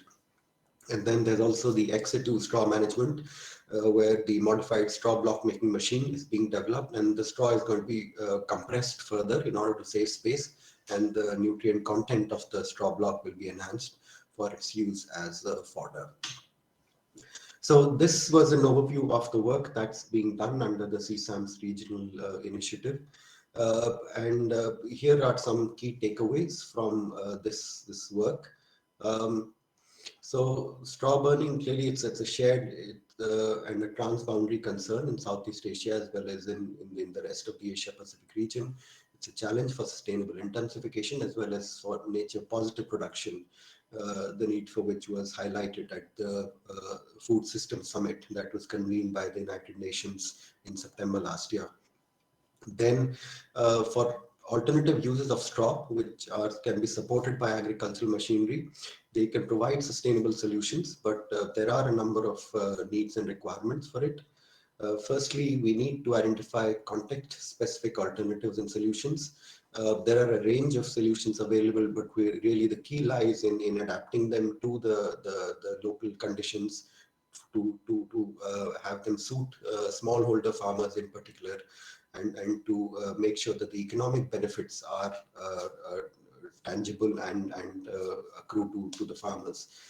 Then community engagement and enlisting local champions is important.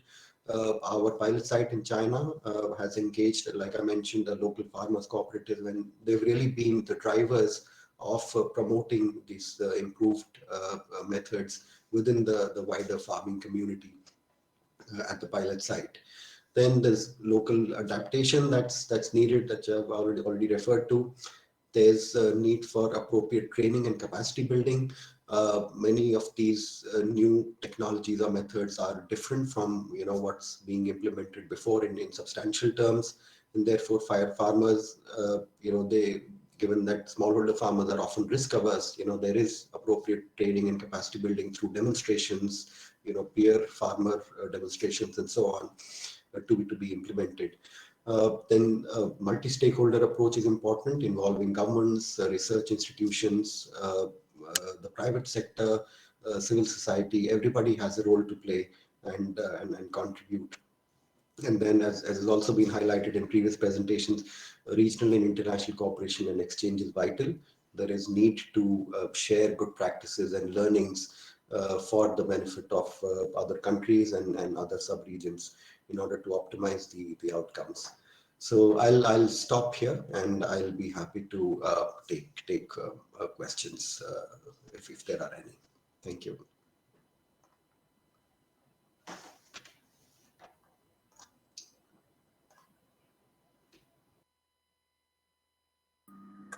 Thank you so much, Mr. Varma. And I ask that you do stay on the floor with us for the question and answer segment. I also want to ask Cookie to rejoin us on the floor for question and answer as well from our participants. I encourage everyone listening right now, if you have anything you want to ask, to go ahead and put that in the message function or click request to speak.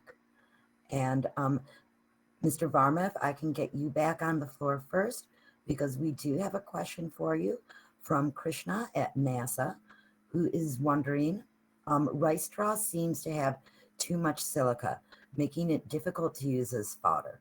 In essence, wheat maize straw is much easier to use as fodder than rice. Appreciate comment. So Dr. Varma. Yes, thank you for this very valid question. And that's true. So far we have, like I mentioned, our work in China has been in the area of the wheat maize cropping system. And like you say, use of the wheat straw is easier, in terms of fodder. We are now getting into the next phase of the pilots in Cambodia and in Indonesia and then on Nepal, where we'll be working more with the rice straw residue. I think the important thing to note is that there are a spectrum of options that are available. While part of the straw that's generated could be used as fodder, but the other part could be plowed back into the soil as fertilizer. It could be used for production of biogas. What we've seen from our pilot site in China is that usually it's a collective approach that works. The site in Laishi near Qingdao, much of the straw residue is going back as fertilizer, partly being used as fodder, partly being used as for in the biogas digester, and partly for mushroom growing. And then the cumulative impact is much more. So I guess it's important to keep that there are these range of options available, and we'll probably have more to come back to with regard to the use of rice straw and including for the how we can further enhance its nutrient content and compress it further for use as fodder. So hopefully in 12 to 18 months we'll have more to report back on. Thank you. Great. Thank you so much for taking that question. I see that I have a Dr. Motalib, and I apologize for the pronunciation, from Bangladesh, has requested to take the floor. Doctor, the floor is yours.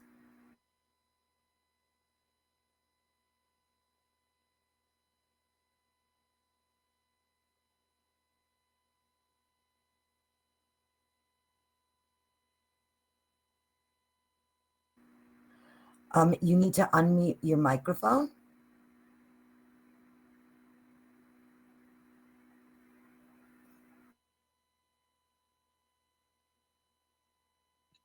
Cost-effective product or not? Thank you. So you hear me, or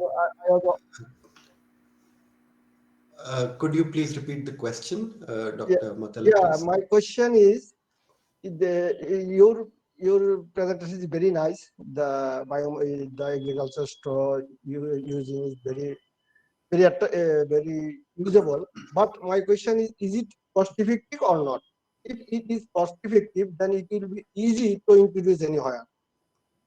Did you get my point? Yes, indeed.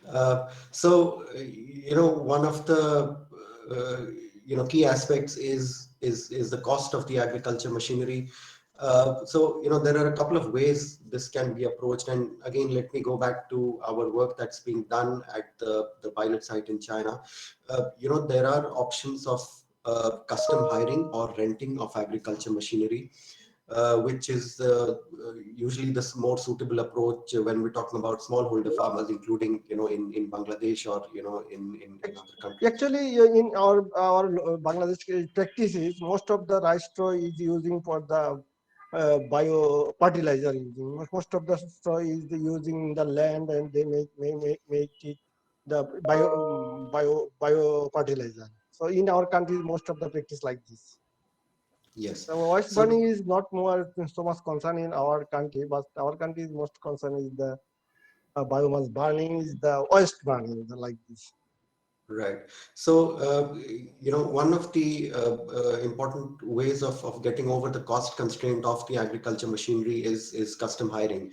And, particularly like in Bangladesh, I know there are these local service providers where, the farmers could own the machinery and then rent it out when they themselves are not using it, which can also help in enhancing their own income. So through this, pay as per use model, the cost, particularly for smallholder farmers, can be brought down. The second is, I think it's also important that this approach is applied, over a wider scale. For example, I mentioned in China, our partner is a farmers cooperative with a wide membership. So, they are able to promote these approaches to their whole community, and they are then applied over a big scale, which again, when you look at economies of scale, helps to bring down cost to an extent. So yes, while there are cost issues, but there are, I think, through appropriate approaches, through custom hiring, it's also possible to bring them to a level where they can be adapted and adopted by smallholder farmers as well. Thank you.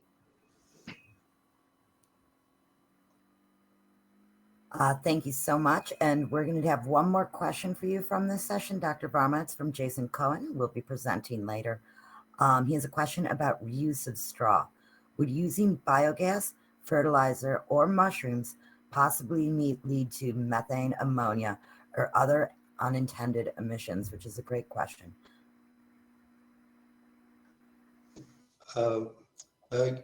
Yes, I think it's a valid question, and again, I would just go back to mentioning that there is a range of options that that can be made available to the farming community.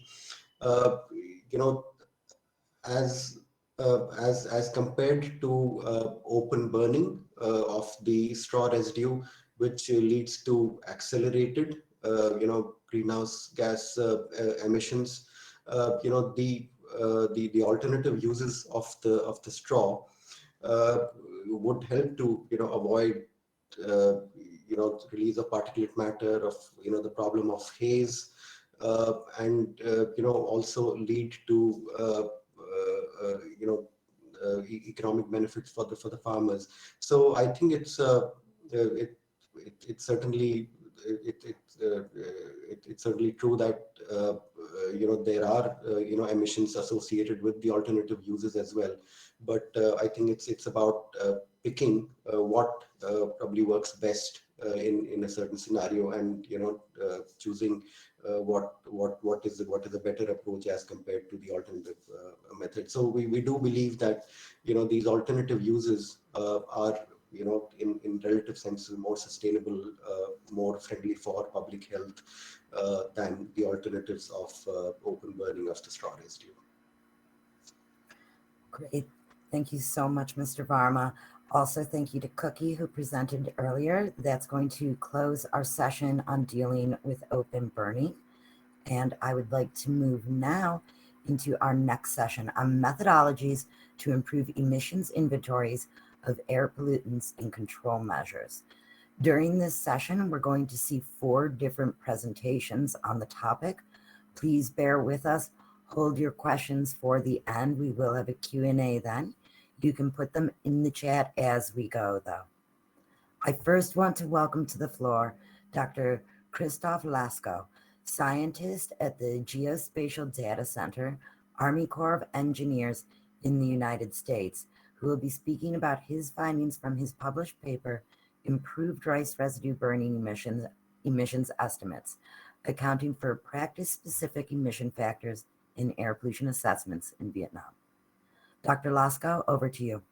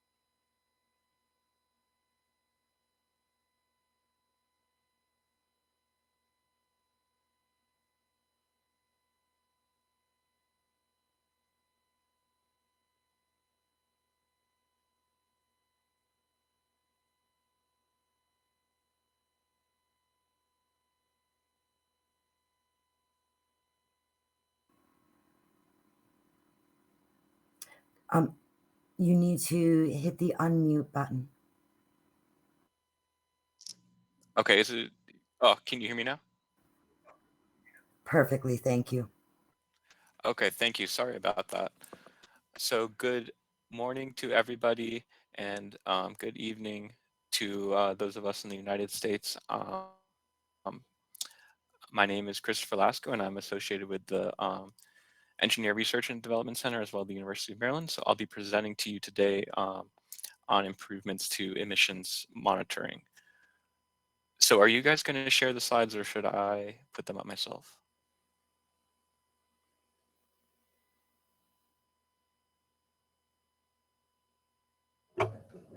You may try do that yourself first. Okay.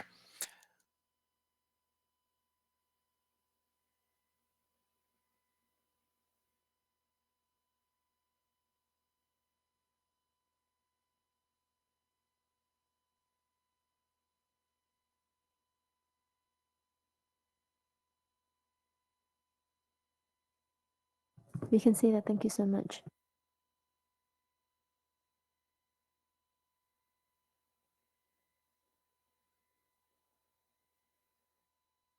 And you're muted now.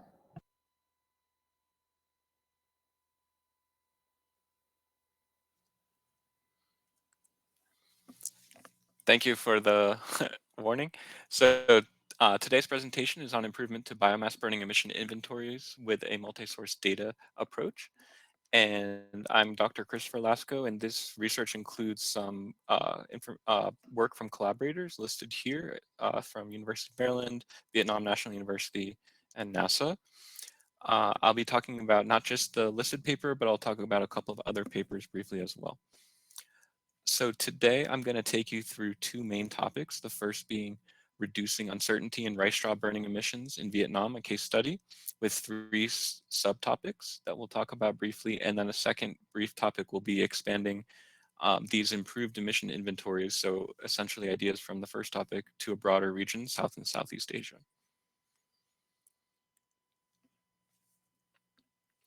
So a little bit of background. I think this isn't necessarily, was covered a little bit earlier today, but the main thing is that biomass burning fires are primary contributor to PM 2.5 emissions. And we know that these are a major leading cause of premature deaths in the world, and especially in Southeast Asia, with more than 2 million premature deaths occurring in urban and rural areas of South, Southeast, and East Asia. And another interesting fact is that one study found that biomass burning contributes more to PM 2.5 than urban-related human activities in Asia, in the Asian region, which I found to be very interesting, which also presents a strong need for mitigation of these biomass burning emissions and improved quantification so we can know how to better mitigate them. So the previous presentation covered the background on rice straw burning pretty well, but I think that some things I can touch on would be that the direct quantification of agricultural fires, especially rice straw burning, is very difficult. So as you know, the satellite detection of fires, the one way we can directly monitor the fires, is very difficult in much of South and Southeast Asia, especially because these agricultural fires are incredibly small and short lasting. So it's very difficult to monitor when a satellite is only overpassing once or twice per day.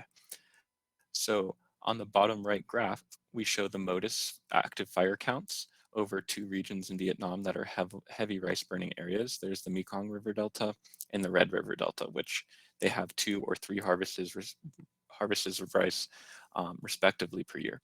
And we can see that we get some of the burns detected in the Mekong Delta. However, in the Red River Delta, hardly any burning is detected. And the reason for that is due to several factors, including the very small size of fires in that region compared to the Mekong Delta, as well as higher cloud cover. So this work is going to build on essentially improved estimates of rice straw burning and integrating that into emission inventories. So the first topic is focusing on reducing uncertainty in rice straw burning emissions inventories in Vietnam. So the general idea is that it's important to first start with accurate measures of crop area. So specifically paddy rice in this example case in Vietnam, we want to map the single and double rotated paddy rice in northern Vietnam, and specifically the Hanoi Capital Region and Red River Delta. And then the subsequent second part is quantifying how much rice residue or rice straw is produced in the field, and then how much of that is burned, and how do we account for the emissions variation in that case due to different burning practices, and how can we quantify that and quantify that uncertainty. And then finally use the general PM 2.5 emissions equations that we're familiar with here on the bottom to calculate the total emissions. So in that first step, I'll go relatively quickly through here, but generally what we did here was to use synthetic aperture radar to map the crop area in the Red River Delta, with this being optical imagery is very difficult here because of significant cloud cover. So here we can see double rice, single rice, and aquaculture on the right side at the different dates, and it has a very unique spectral signature compared to non-water areas. So ultimately, we used a random forest classifier to map several different, using several different polarizations. And here we found the most accurate with using a VV and VH polarization at 10 meter and 20 meter resolution. So we found that our rice area compared relatively well with the Vietnam government statistics. But it's also important to note that some countries, the government statistics are unable to be as accurate as Vietnam's because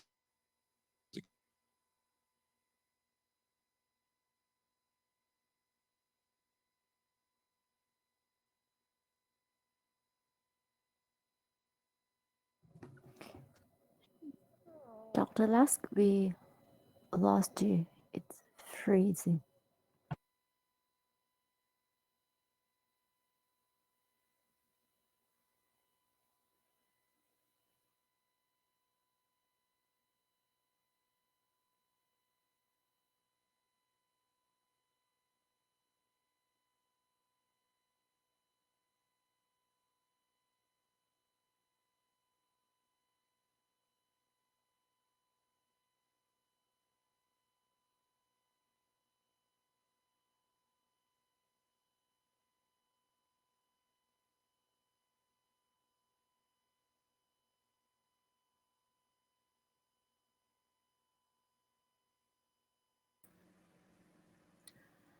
I believe that we have lost Dr. Lasco.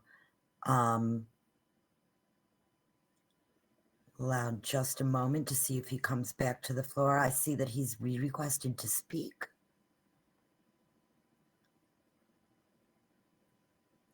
I'm really sorry about that. I think my internet is having some trouble. Sure, not a problem at all. Do you want to try maybe leaving your camera off and screen sharing only during the presentation? That might help. Great, thank you.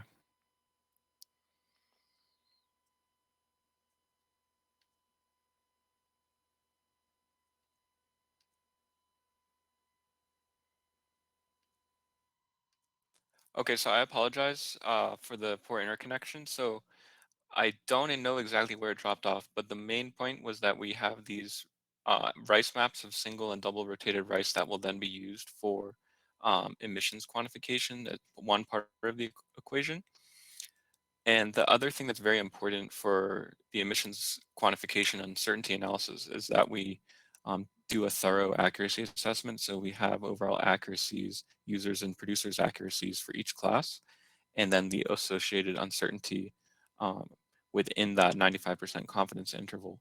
And we can use that to adjust essentially the area of rice or not rice areas based on that accuracy. So for example, double rice, we found that our studies underestimated it so that the actual real estimate on the ground was slightly higher. So from about 210,000 to about 230,000 hectares. So just moving forward now, we've talked about the mapping of the rice area, but now we move into objective 2, which is essentially the quantification of the rice residue production and particulate matter emissions from burning. So in this study, we talk about the quantification of rice straw using a field study, and then we subsequently calculate the PM2.5 emissions. So here we're showing rice straw harvested from a combine and left in the field. So in much of Southeast Asia, as mentioned before, rice is harvested 2 times per year, sometimes 3 and sometimes once, but largely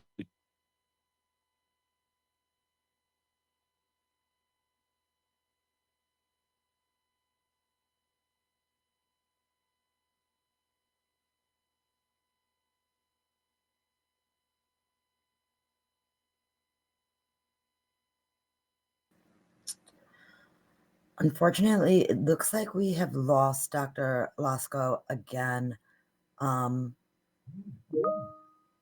Just one moment.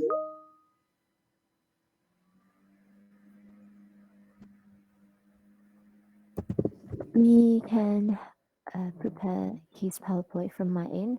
What he has to do is just turn on the audio and present without sharing anything to save the internet. Great. Great, that sounds good. Dr. Lasco, if you're on the floor and can hear me, can you unmute yourself and let us know if that works for you? And our technical team will begin sharing your PowerPoint.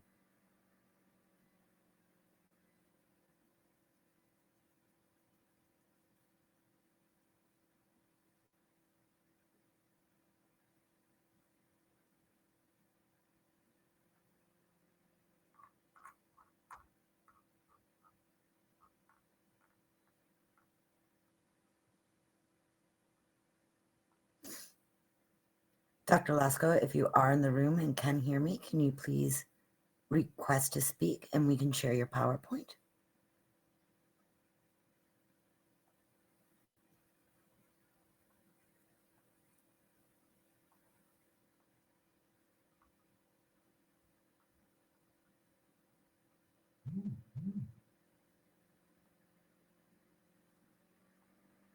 I think for sake of time, we will move on to the next speaker then.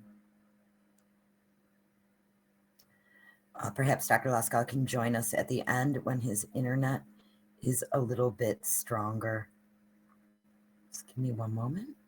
So it is now my pleasure to invite Dr. Jason Cohen, professor at the School of Environment and Spatial Informatics at the University of Meaning and Technology in China, to discuss his paper on using a new top-down constrained emissions inventory to attribute the previously unknown source of extreme aerosol loadings observed annually in the monsoon Asia-free troposphere.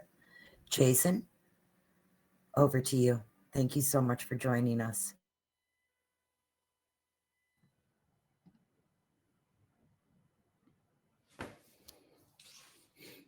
Hello, everybody. Can you hear me? Yeah, we can hear and see you. No Excellent. problem. Let me share my screen. Okay. On the way over to the office today, I met with the party secretary of the university, and she wanted me to make sure to wish everybody a happy Chinese New Year. Okay, great. So can everybody see the presentation clearly? Yes. Yes? Okay, Can you great. do it full screen? This is full screen. Did I make a mistake? Hold on, let me see. Maybe it's the sharing part. Let me try to reshare again. Share screen. Oh, entire screen. I've got it now. Share. Okay. Sorry, I just shared a window. That was the problem. So now let me make my PowerPoint big, and now let me maximize it. Is this working now? Yes, yes. Thank Okay, you. great.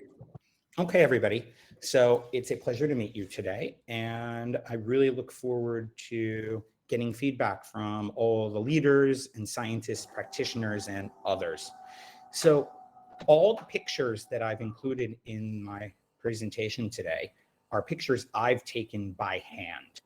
I actually started looking at this topic with the first paper published in 2014 when I was working at the National University of Singapore at that time.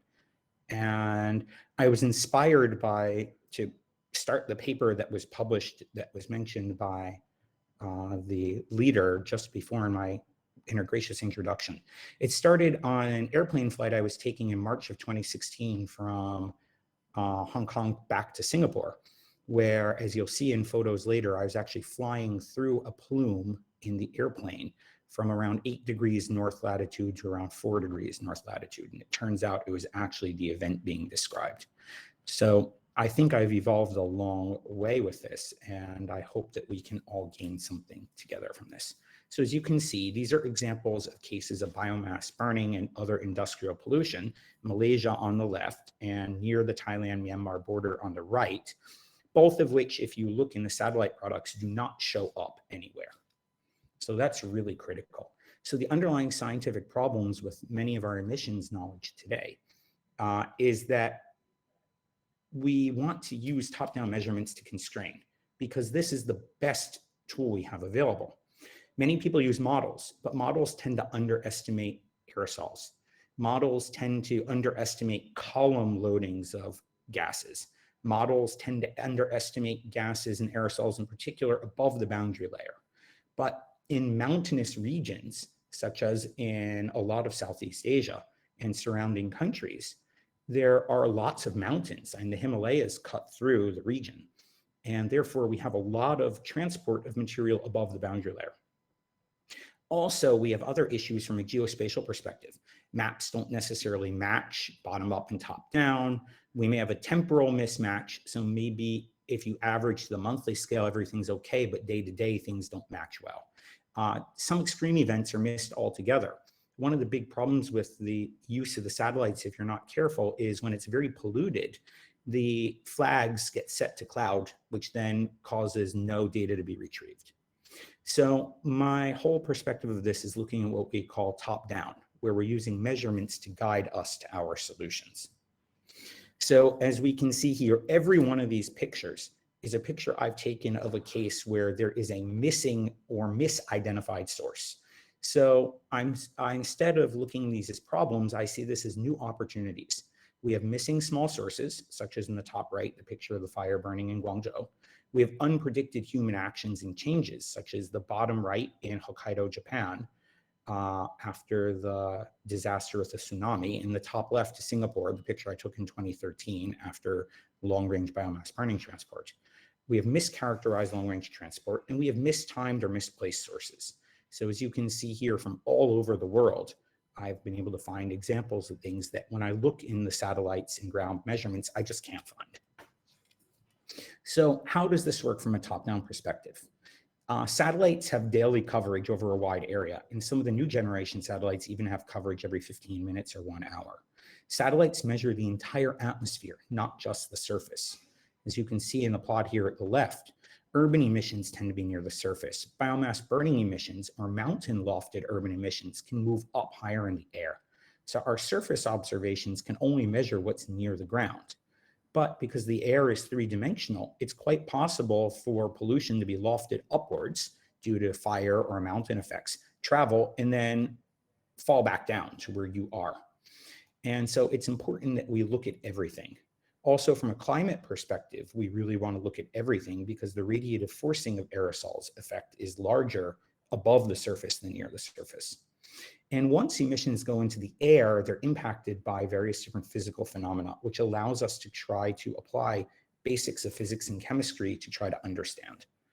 And you could see the picture in the background sort of poking through that I took over Java on the way from Singapore to Australia. You can see in the background that there is a very complicated mix of mountains and clouds and pollution. So what I'm showing you here is some results of using the NO2 satellite from OMI with a weekly resolution globally. We can look at the picture on the top left and see where are sources. And this picture on the top left, what I've done is I have now zoomed in on our region in the bottom center, which is the climatology. And on the bottom right, the variance maximization, an idea I brought up from my second 2014 paper, and that underlies this here.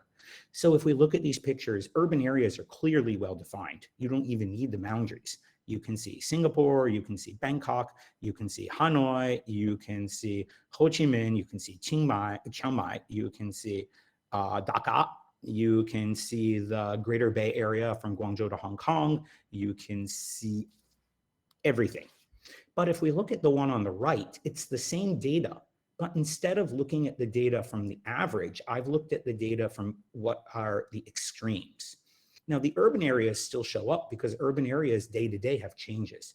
But in addition to the urban areas, you can now see there's a lot of signal in Western Myanmar and Eastern India, a lot of signal in Laos, in Northern Thailand, Eastern Myanmar, signals in parts of Cambodia and Malaysia that we didn't observe before. And these signals are sources based on biomass burning. So what does this mean? Well, when we started looking at this, I was trying to look with carbon monoxide to start, because carbon monoxide is co-emitted by our sources.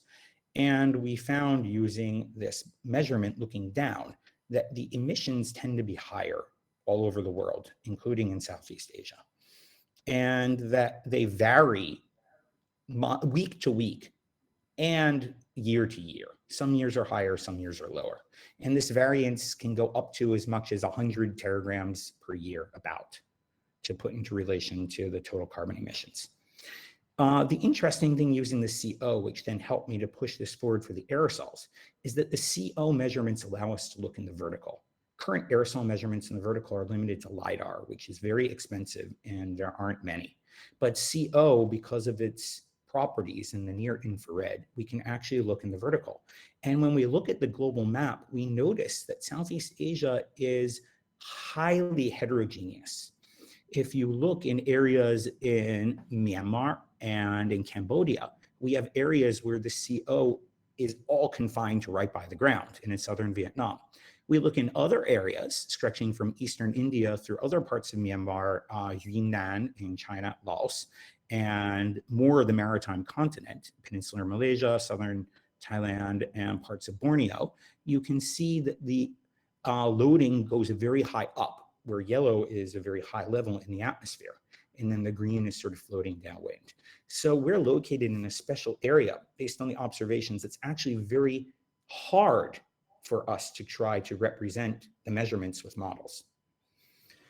So what we've done is, first we use this to produce a new emissions from the NO2 data. So you can see our new maximized emissions that then we're going to use to drive the aerosols, because the NOx and the aerosols are co-emitted from various urban and burning sources. And on the right is FIN for fire plus EDGAR for urban. So as you can see, our approach here misses low sources in some places, but it captures much better the sources that are extreme. So whether it is changes in urbanization where governments are controlling pollution, in places like in Singapore, the government's done a great job and the pollution's come down, and therefore we have a lower value than the EDGAR set. Same thing for the Greater Bay Area in China. But in other places where maybe there are new sources, we have higher values. And so now we have the new satellite-derived emissions. And what do? Well, we want to check. So what we do is we use multiple data sources. We have MODIS on the left, which shows aerosols that are co-emitted. But unlike the NOx, the aerosols can survive in the dry atmosphere for a week or more and are transported far downwind from sources in Southeast Asia over the South China Sea and out as far east as the Western Pacific. OMI, which is the NO2 and SO2 data, as you can see, is very localized, and it's focused on urban areas, whether Singapore, Kuala Lumpur, Bangkok, the western coast of Taiwan Island, the eastern coast of Fujian, etc., eastern India, Dhaka, Calcutta, etc. So this is as we expect. Now, MOPIT is the CO data that I showed you before. And TRIM is very interesting, this data on the bottom right. It's a rainfall measurement. Now, one of the reasons why I thought this 2016 case, where I was able to see the smoke from the southern tip of Vietnam all the way down to Singapore is unique, is usually it's raining in areas in peninsular Malaysia and south. But in this year, as you can see, peninsular Malaysia and Singapore and even parts of northern Sumatra were very dry. And this is one of the reasons why we also brought in rain as well. So what we did was we ran these cases. We ran the Finn plus Edgar and our new emissions using WRF-Chem. And so then we match. How do they compare? Finn plus Edgar is in the blue color, and our new models where we have factors in order to match the measurements. So we ran multiple times. We found we needed an enhancement of black carbon emissions by a factor of 5.6. This means 560% increase. A CO factor of 1.5. So a 50% increase. I'm sorry, a BC factor of 5.6 is a 460% increase, or a times 5.6. So as we can see, the original hotspot Finn-Edgar approach compared to Aeronet measurements at multiple stations downwind was not able to capture more than 5 burning days that were transported and had an R squared that was reasonably low. Using the new OMI's emissions approaches, we had a higher R squared, and we were able to catch from 7 to as many as 16 individual fire days. Plus, if you look in the spatial maps versus MODIS on the left and MOPIT on the right, you can see the red maps are much better capturing the long-range average transport in both fields, whereas the blue maps using the traditional emissions are showing too much over Sumatra and Java during the rainy season, and then transport from Myanmar and Cambodia and Thailand over the Indian Ocean that we can't find in the measurements. So I think that this is really good that we use the NOx from top down to build the co-emitted CO and BC, which then we match with MODIS and MOPIT. But the story gets even more interesting from here. So based on a paper that I put out when I was working in Singapore, this EOF approach from Miser, we can see in the whole world, the second most important data for sensitivity for aerosols is this region extending from Eastern India through continental Southeast Asia over the South China Sea and out to the Pacific Ocean. You can see in this case where we use the NOx top-down emissions, where we then look at the co-emitted BC and its growth in time, the small BC and matches this somewhat well.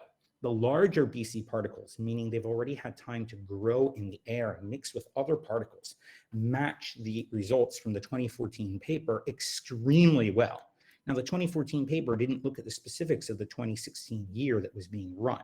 So the fact that this is a recurring event and we're getting similar statistics is really good. You can see a picture of the 2016 event that I took out the window of the aircraft. As I said, it turns out it was in the middle of the event. This was taken east of Ho Chi Minh City over the South China Sea as I'm flying, and you can see smoke and cloud. So digging into this deeper, what we noticed is there were very high days, March 13th to March 18th. You look at the Aeronet data, you can see in Chiang Mai, it's high throughout the period because Chiang Mai is in a burning area. Any value over 0.4 for AOD is high. What's interesting though is that Bac Lieu in southern Vietnam starts picking up a little bit around March 10th or 11th. And then you notice in Penang, off of Malaysia, around March 13th, you start picking up. And then you notice in Singapore, starting on March 14th, you pick up. And so this is very unusual because Penang and Singapore should be in the wet season during March 13th to 18th. And Bakliu should be in the transition between the wet and the dry. So if we notice during the non-high times, based on the top-down forced model, normally the pollution at this time of the year is from 25 to 15 north, and it sort of stays in there. And any pollution that would be found in southern Thailand or southern Vietnam or peninsular Malaysia or Singapore, Indonesia, would just be due to a deep convection and other effects. But during these high days, the model took this data, it transported it up. You can see here breaching the 850 level, at which point it was then able to travel south. So here is the modeled output. So on these special days, instead of just the normal east to west, west to east transport, we got a southern re-kicking of transport that brought it all the way down through southern Thailand, peninsular Malaysia, Singapore, and into Sumatra. And this was one of the days I flew through the plume from Guangzhou to Singapore that I was able to photograph. And to provide other proof of this, you can see some pictures taken along the airplane at 4 degrees north, 8 degrees north. You can see the plume is still clear. What we also did was we had another result where we used the properties of the aeronet measurements. And so we took well-characterized biomass burning and urban sites. And we said, well, if this is true, then let's look at some place that should be urban in the plume, but characterized as biomass burning. And we tried to look at Singapore and the data was not enough. But at the Hong Kong station, from the same event, we can see that the characteristics are a mixture of biomass and urban. And the Hong Kong station represents an area with around 50 million people, which is in this downwind plume. The data was enough. So we really have multiple facets here to show that emissions from any mountainous region in Southeast Asia has the potential to spread to other places throughout all of ASEAN, as well as to East Asia, and as well as from South Asia. So the interconnectedness of this approach is large. And traditional techniques missed most of these sources due to cloud cover and due to the high aerosol loading that was flagging a lot of the measurements as clouds when they weren't.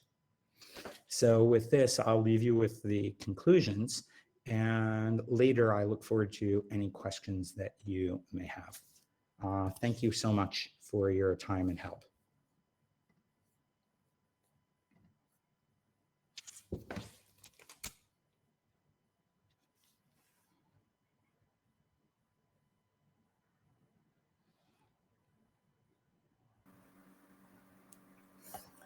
Jason, thank you so much. That was a really interesting presentation, and it's really great to hear about the work that you do.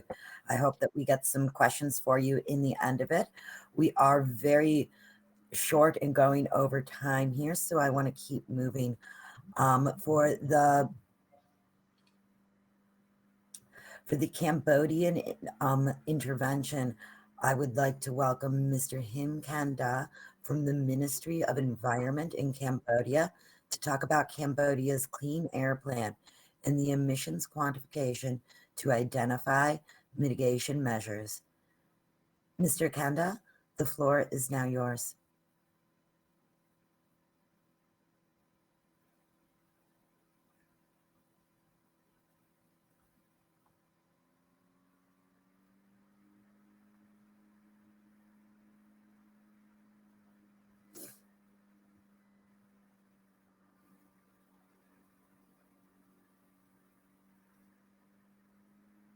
Hi, welcome. Sorry, and yeah, let me share my slide first.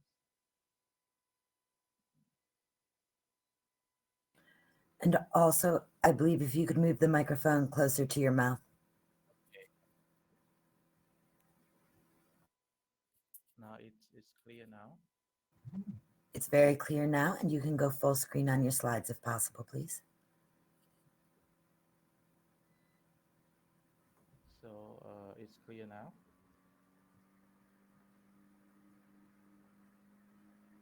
Your slides are still not full screen. Not full screen? No. I already do full screen.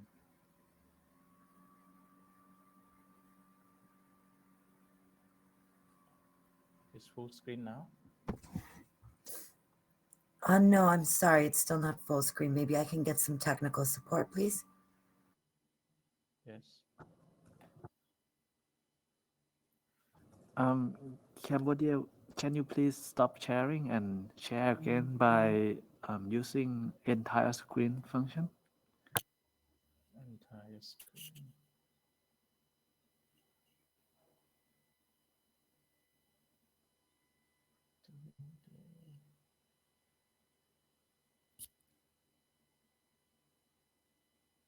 I can help you share that.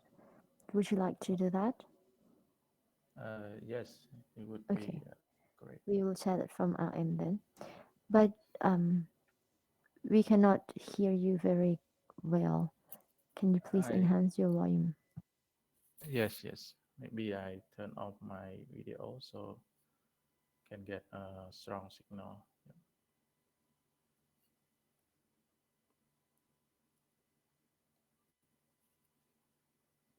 Now you hear me. Yes, better. Thank you. So may I start now? Please. Okay. Thank you for chair and MC.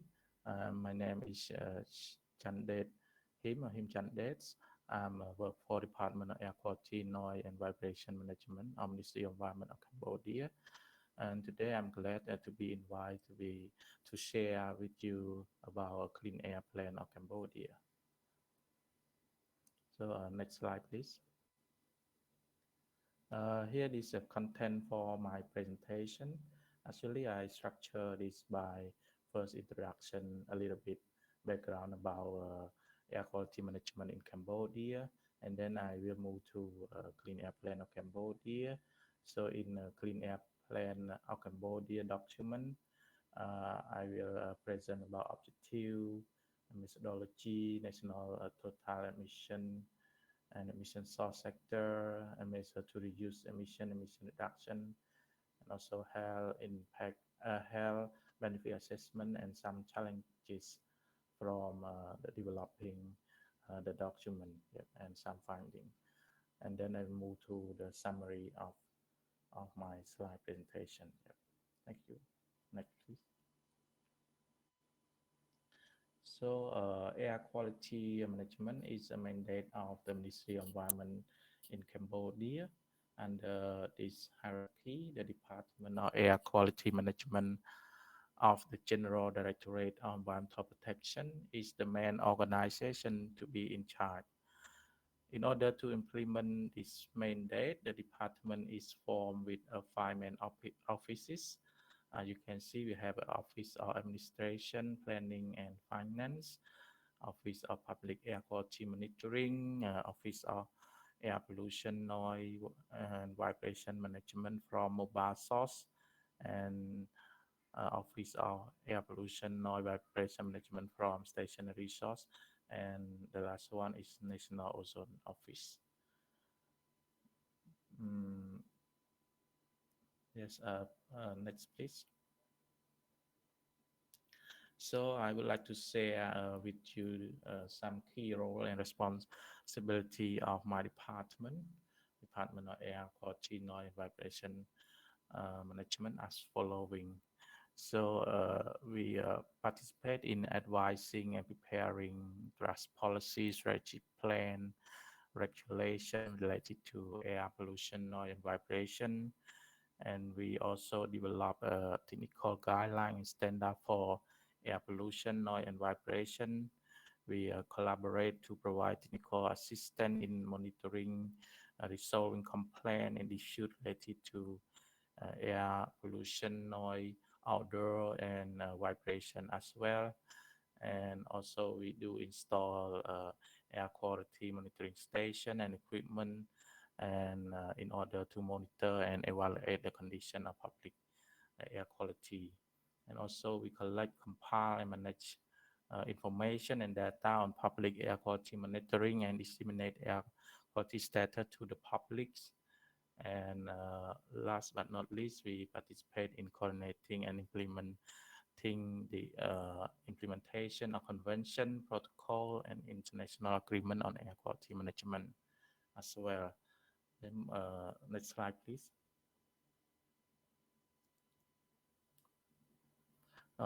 This slide, I want to share with you some key activity, daily basic work of my department. As you can see, we conduct regular air quality monitoring. So far, we have 44 monitoring equipment and 10 air quality monitoring stations. All combined together, we have installed air quality monitoring equipment across province of Cambodia. Although there are many more air quality monitoring equipment are needed to obtain more accurate data of the air quality in the nation. So next slide, please. And here the slide show activity of a factory inspection. As you can see, our officer inspect factory to ensure the factory comply with the MOE emission standard. And we have scheduled for every 3 months to conduct inspection at the factory site. And other activity of the department are meeting and training. So the meeting are arranged for public policy or policy and regulation development regarding air quality management. Next slide, please. So this slide is a cover of clean air plan of Cambodia, and on the left side and on the right side is the preface statement from a Minister of Ministry of Environment. In the meantime, on launching the clean air plans of Cambodia on 30 November 2021. Yeah, very recently. Next, please. So here I would like to share with the objective for developing clean air plan Cambodia. As you can see, we want to develop integrated analysis of air pollutant, greenhouse gas, and source climate pollutant to identify major source sector of air pollutants currently and how they are likely to change in the future, and to identify a mitigation measure in existing plan and strategy that will be effective at reducing air pollution emission and while simultaneously mitigating greenhouse gas emission as well, and to identify additional mitigation measures that could be taken to further reduce air pollution emission. And next one, to quantify the multiple benefit of identifying mitigation measure for improving air quality and mitigating climate change. And next one, to identify a possible way to further mainstream action on air and climate pollutant into existing planning process. Last but not least, to prioritize action and pave the way for coordinated air quality management in Cambodia. And next, please. This slide shows the methodology for development the clean air plans. So starting from the objective for developing clean air plan, then we establish inter-ministerial technical working group comprising from stakeholders such as the Ministry of Mine and Energy, Ministry of Agriculture, Forestry and Fishery, Ministry of Industry, Science, Technology and Innovation, and other many ministry, and also a research institute such as Royal University of Phnom Penh, and also Institute of Technology of Cambodia, as well as they are invited to be a part of a technical working group. And then we receive the capacity building on LEAF IBC from Stockholm Institute of Environment. So we use the tool to develop the emission scenario. Yep.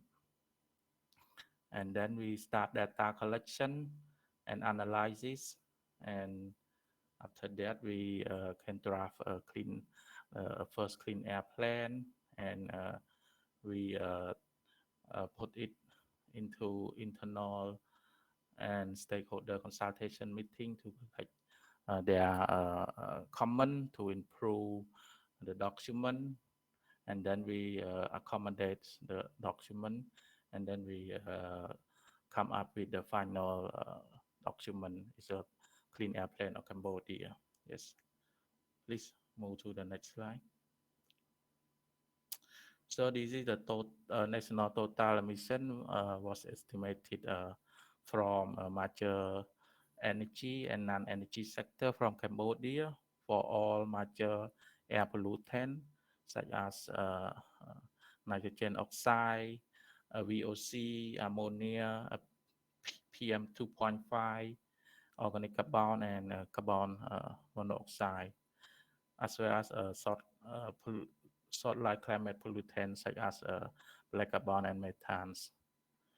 And the table display how the national emission of these pollutants are projected to progress over the year from 2010 until 2030 under a baseline scenario, and taken into account a further projection, population, and economic growth in Cambodia. Yes, move to the next slide, please. In general, the largest source of air pollutant and source climate pollutant in Cambodia are from transport sector, following by industrial, residential, and waste sector. And between now and 2030, emission of main pollutant are expected to increase substantially if the policy measure to reduce emission are not implemented. So due to the population growth and GDP growth. So next slide, please.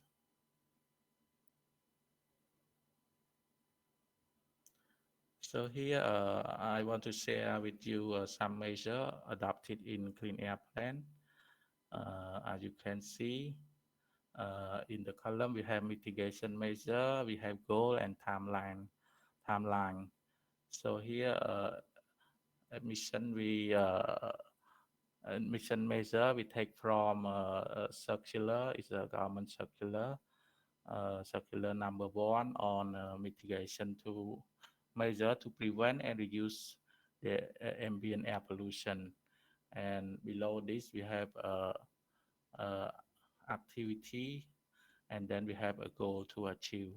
So I just leave this for you in case you're interested to see in detail. Yep. Next slide, please. So this is we have a measure for industrial sector, and the right column is for electricity generation. Yes. Next slide, please.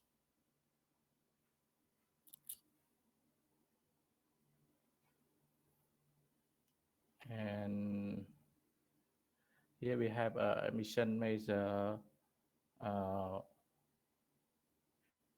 Mission measure for residential sector, and then for charcoal making.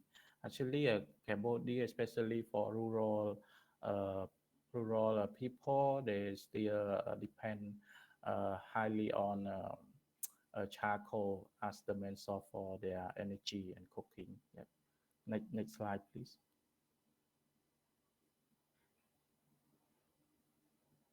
And here is the measure applied for construction sector. Yep.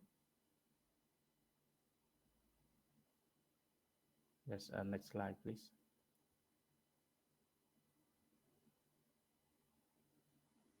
And here is the some measure applied for open waste burning. Yep. Yes, next slide, please. Yes, these are some result of like you can see is emission reduction.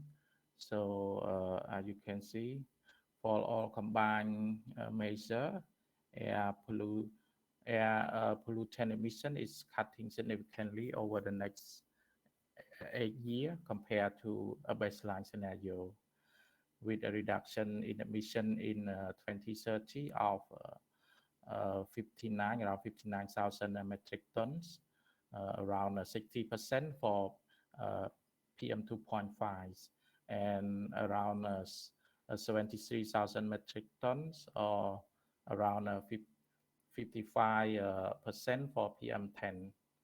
And for SO2 is expected to be cut down around 52% for SO2 and 48% for NO2.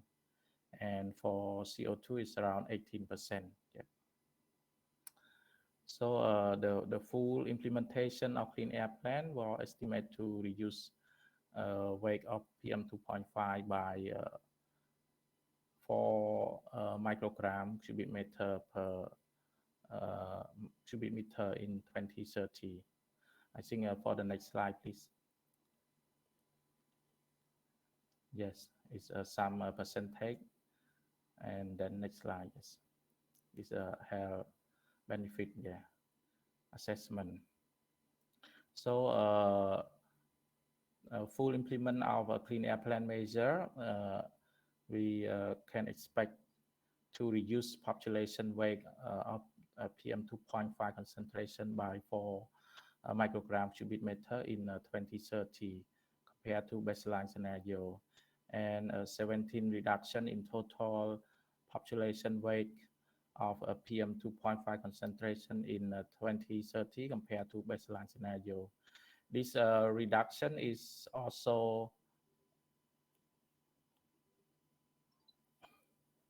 this reduction is also a 57 reduction in contribution of Cambodia emission in PM 2.5 concentration in Cambodia, and the reduction of PM 2.5 concentration across Cambodia would avoid almost 900 premature deaths per year and around 15% of total health burden from air pollution. Yes, next slide, please. So here are some challenges through developing the Clean Air Plan and some challenges we anticipate when we launch the Clean Air Plan to be implemented. So during developing the Clean Air Plan, we face some challenges such as limited data on pollutant source, emission, and level of air quality to subsequently identify measures to mitigate concentration. And therefore, we use international default data in air pollution emission factor to use in the absence of certain local data. And lack of human resource and technical expert, as we gratefully and thankfully for Stockholm Environmental Institute and as well as Clean Air Coalition to provide technical support for us as well. And actually, it's difficult in secure commitment from stakeholder in developing as well implement a new action for the plan. So here's some challenges. Next slide, please. So here the summary. So in general, the largest source of air pollutant and source SRCP in Cambodia are from transport sector, followed by electricity generation, industrial process, and residential sector. And residential sector, of course, is the largest source of PM 2.5 and black carbon, followed by charcoal making and transport. As you know, we rural area people still depend highly on charcoal as the main source for their and biomass for their cooking.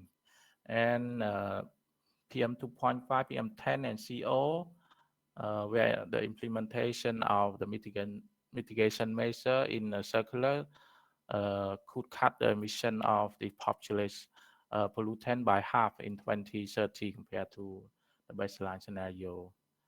And also the last one shows some figure, is a summary of figure that the emission can be cut through the implementation of measure in the clean air plan.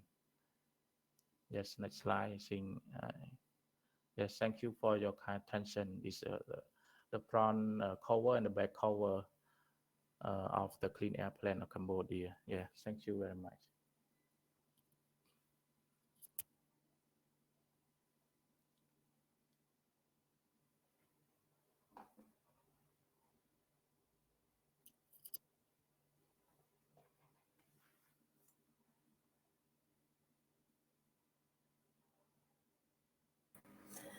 Thank you very much, Mr. Kamda, for joining us today. It's definitely exciting to hear about what Cambodia has planned for the future to mitigate air pollution.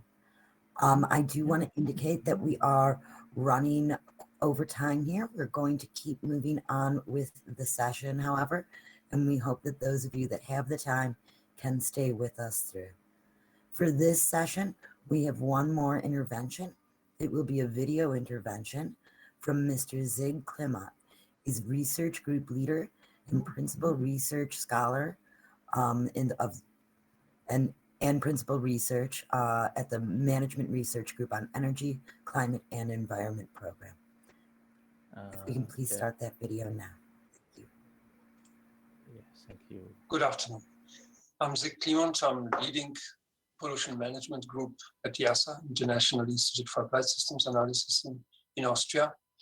And I would like to share with you some of the experience that we have in developing a model that has a fine resolution to calculate emissions and projections, and also its application example in Asia. Thank you very much for giving me that opportunity, inviting me to speak at this meeting, and I hope I will be able to contribute a few useful comments. Apologies, I'm not able to join you in person during this meeting, but I hope the recording is still useful. Let me share my presentation.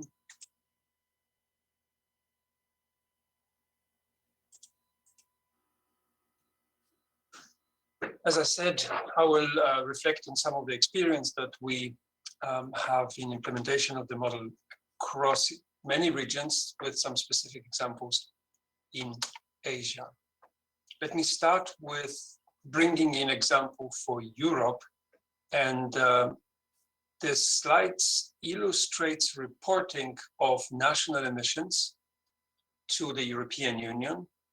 The countries listed here, these are the European Union countries, Austria, for example, Slovakia, Poland, Netherlands. This slide shows reporting in 2019 of PM2.5 emissions, which are among most uncertain and are reported only in the last years. The estimates for SO2 and NOx are more robust than for PM2.5. The bars on this slide show estimate difference in estimates reported in 2019 to estimates reported in 2017 for 3 years, 2005, 2015, 2010, 2015. And as you note, the dark bar referring to 2015 for many countries is actually the largest, showing the largest change.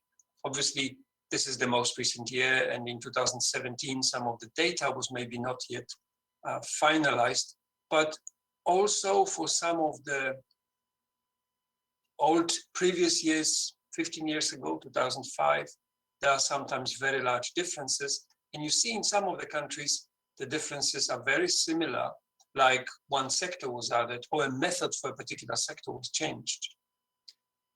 So the picture is very diverse. In many countries, there are very small differences from year to year with some adjustments, while in few countries, there are very significant difference, indicating, for example, as I mentioned earlier, new method or new data source.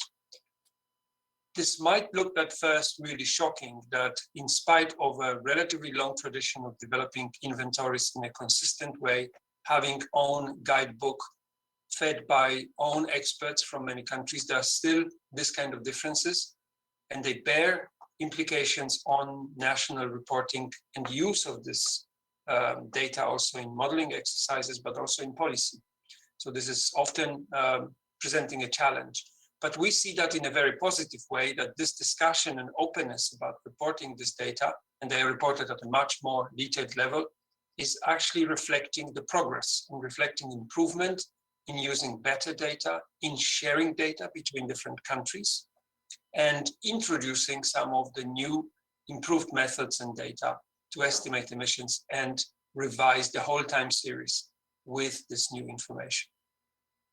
This is done in collaboration with a number of teams working on development of models along the emission inventories. I bring here an example of our own model that is also used in discussion in this process. What I want to highlight here is that traditionally and typically, especially in the past, many of the official reporting required simply sectoral emissions without additional information about driver of emissions and technology that is behind some of these emissions. This is typically implemented in models that require a lot of data. Very often, some of the data are not available, and we have to draw on partial data, studies, independent studies, and knowledge about production processes, abatement technology that is introduced because of legislation, for example. So tools that are developed will include a lot of different elements to calculate emissions and then also project them in the future. And we believe that using this kind of methods have a lot of advantages. It improves consistency, allows to identify errors, discover gaps, white spots where there's no information, that in turn would allow then national experts to follow up and discuss improvements that are necessary and new data that are necessary to improve the official reporting. So working together is really important and proven important also in Europe, and brings a lot of benefits, allows also to better monitor progress in implementation of legislation and discuss future mitigation. So we claim this work and implementation and use of formal models allows to improve the quality of the models, and it is happening. Few words about the GAINS model. Without going into too many details, the model has many different functionalities.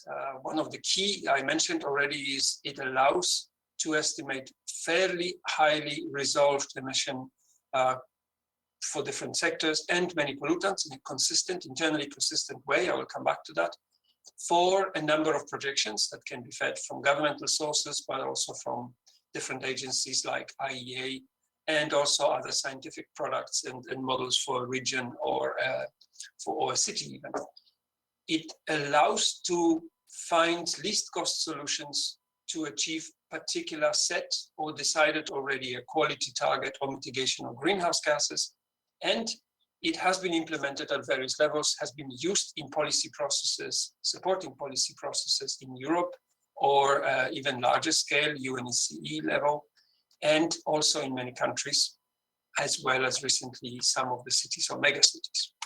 To illustrate what type of elements are there in the model and how they are connected, a very simple chart showing key activities, of course, power plants, cars, but also cows or paints, that are each of the sectors or activities will be associated with a set of control technologies that will reflect on policies and practices that will have emission factors and unit costs associated with them, to allow then eventually calculation of emissions for any historical year, but also for the future, as well as assess costs of implementation of even policy expressed through these control technologies. And further on, the model allows to calculate concentration of various species like PM2.5 or ozone, look into health impacts and compare those to various targets. So concentrations, for example, of PM2.5 could be compared to national standards or WHO recommended air quality guidelines. And we could implement a more stringent strategy or a different pathway, a climate pathway, for example, with different activities, and run this kind of simulation and compare that again to the targets. Alternatively, we could look into calculation of least cost, finding a least cost solution, use the optimization of in the model to develop alternative mitigation strategy, least cost alternatives mitigation strategy that achieves the targets, assuming they're feasible, defining then a list of control technologies and their implementation rates to achieve these targets. That needs a lot of data. The model is fed with default data. Many of us, many of you are using this data in your work. There are examples here of these default data sets we are using, which are consistent across many countries. So especially if we want to look into calculation for a larger region, it's very important to rely on consistent, validated and consistent data sets across countries. These are these examples. We use emission factors that again are specific to regions if we have that information based, for example, on local measurement data or on peer review studies or great literature. The same applies to performance of control measures and their real life efficiency, as well as current policies, how they are applied and what they imply in terms of mitigation. These elements listed here are mostly relevant for the development of emission inventory and baseline projection. These elements here refer much more to the impacts. I'm not going to talk about it here so much, a little bit later.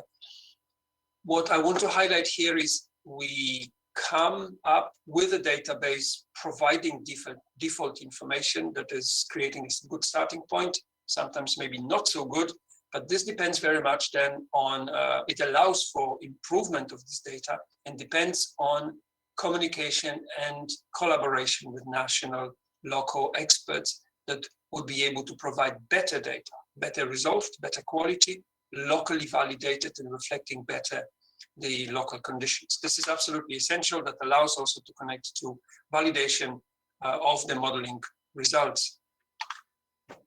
Example that I would like to highlight in a few minutes is work recently done, not yet published, a joint effort between YASA, IGES, SEI, funded by Climate and Clean Air Coalition, looking into exposure to PM2.5 and ways to mitigate that, and also look into co-benefits of this action to reduce air pollution.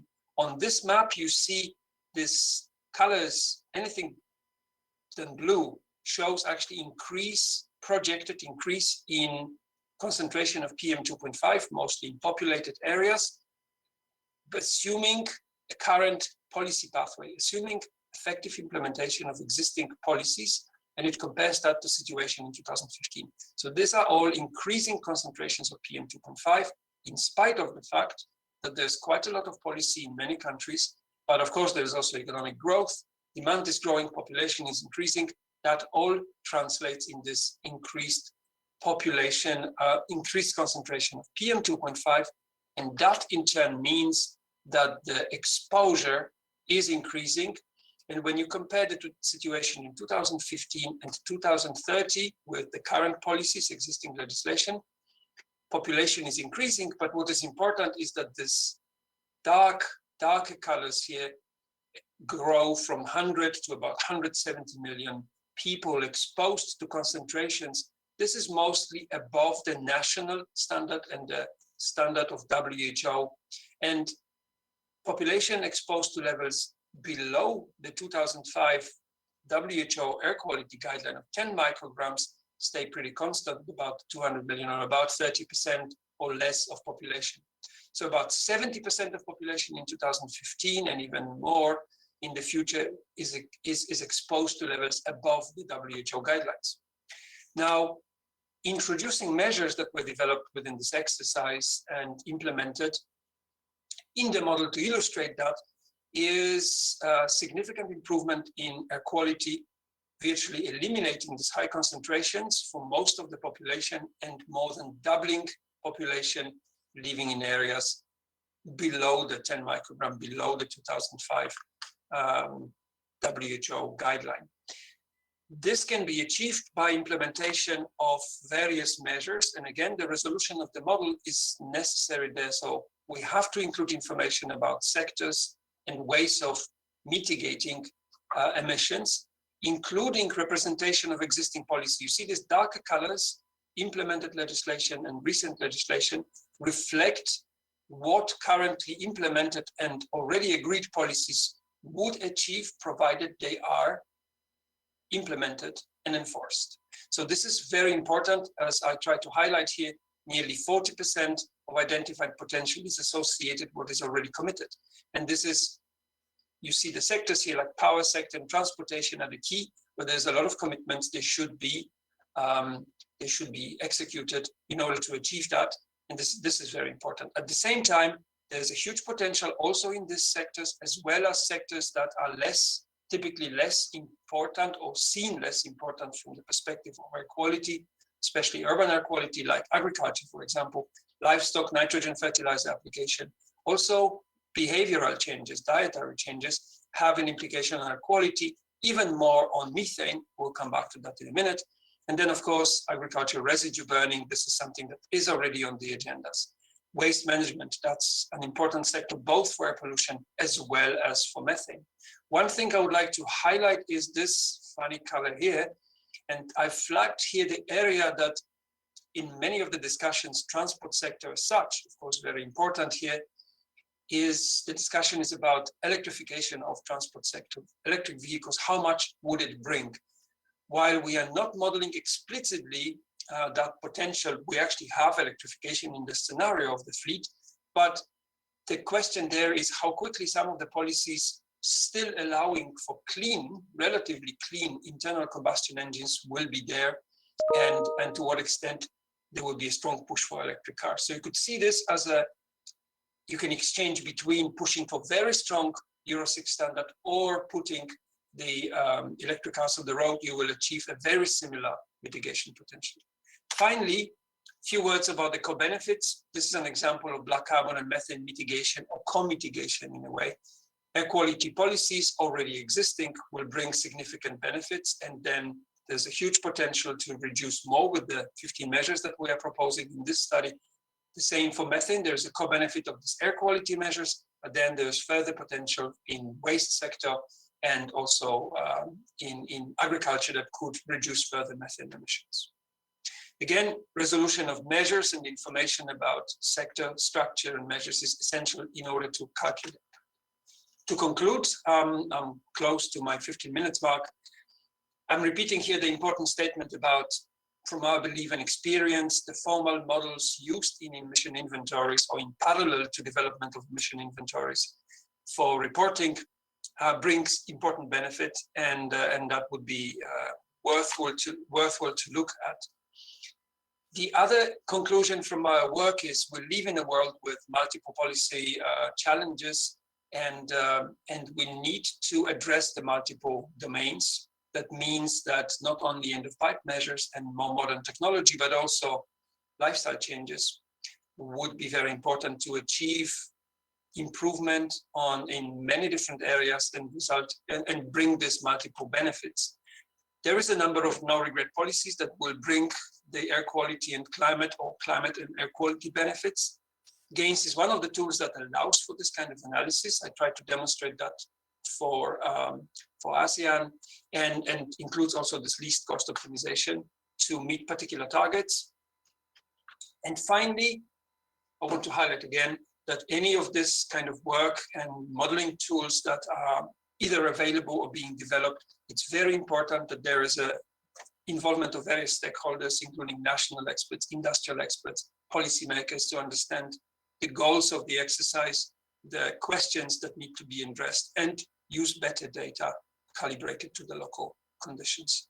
Thank you very much. I hope you will have a very good meeting, and I hope that I did contribute a couple of comments that are useful for your discussion. Thank you very much. Thank you for that. I'm going to be bringing to the floor shortly Eric Zussman. He's a research leader from the Institute for Global Environmental Strategies in Japan. He's going to provide some additional comments on the video that we just watched. So Eric, if you could request to take the floor. And in the meantime, just a few housekeeping announcements. As we have run over time, you will notice if you are using interpretation, those services have unfortunately ended. We will also not be doing any more verbal Q&As, but we do encourage you to discuss in the chat There's also a private chat function there if you'd like to get anybody's email or things like that, which we certainly hope that you do, because I have seen that there has been some good comments happening. So Eric, I'm going to hand the floor to you now. Thank you so much for your time today. Thanks so much, Abigail and colleagues, and thanks for this invitation to briefly reflect upon some of the points that were raised in Dr. Zig Kleimon's presentation. As highlighted in that presentation, we are currently working on a sub-regional assessment report. And what I really want to reflect on how that report may contribute to cooperation within the region on air pollution. And I think one of the key messages that's coming out of that report is there significant opportunity for bottom-up cooperation. I think the report will highlight 15 key solutions. Many of the solutions will target sort of your usual suspect type of emission sources in transport, industry, and energy. But as Zig intimated as well, there are also opportunities in agriculture, dietary changes that require transformation of those sectors that link into broader sustainable development concerns. And so I think in terms of cooperation, there may be opportunities for creating a platform that would share experiences with these 15 or so different solutions and demonstrate not only how cooperation can be done on some of the usual suspects, but also in some of those more transformative solutions.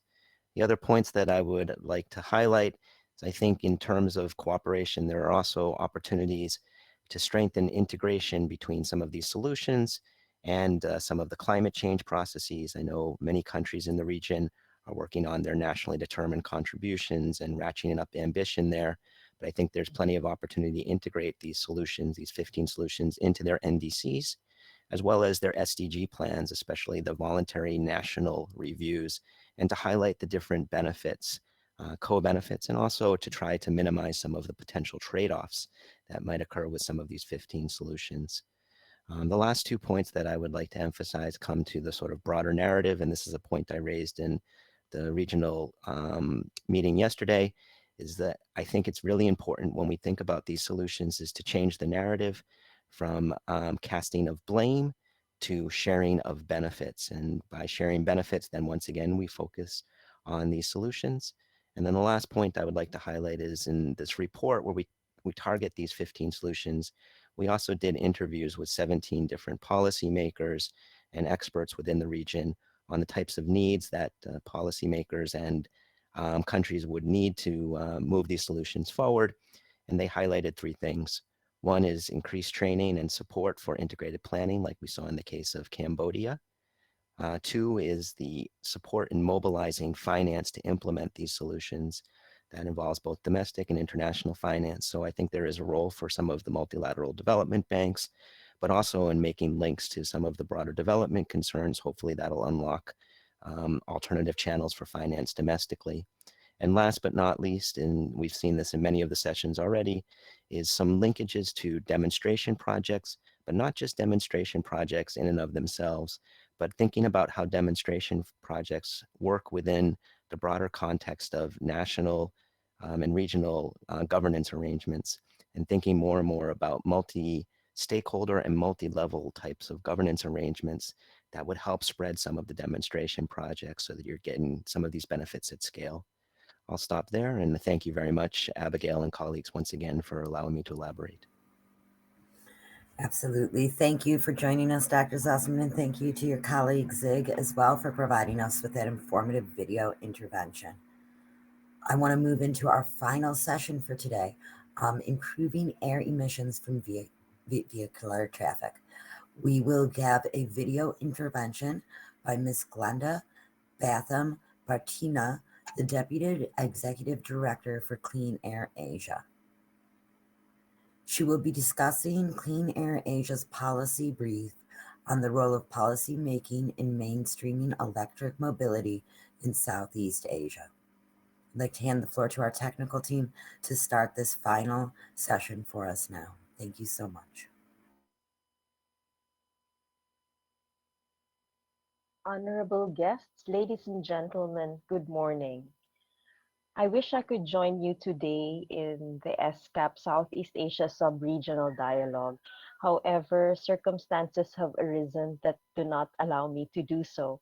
However, I hope that my presentation on improving urban emissions from vehicular traffic would be of help as you discuss the pathway towards decarbonization in the region. More than 80% of people living in urban areas that monitor air pollution are exposed to air quality levels that exceed World Health Organization limits. And air pollution is a major cause of non-communicable diseases and result in significant numbers of people suffering from stroke, heart attack, lung cancer, chronic obstructive pulmonary disease, and even premature deaths due to pneumonia in children. In the State of Global Air report of the Health Effects Institute based in the US, in its 2020 report, estimates showed that the impact of exposure to air pollution on newborns was nearly 500,000 infant deaths in 2019. And the same study shows that air pollution is now the fourth leading risk factor for death and disability worldwide. Southeast Asia is the sixth largest vehicle market, and it is projected that by 2040, 62 million passenger light duty vehicles will be on roads. In terms of the bus market within the larger Asia Pacific region, projections are at that by 2026, 4.2 million units are going to be running on Asia Pacific roads.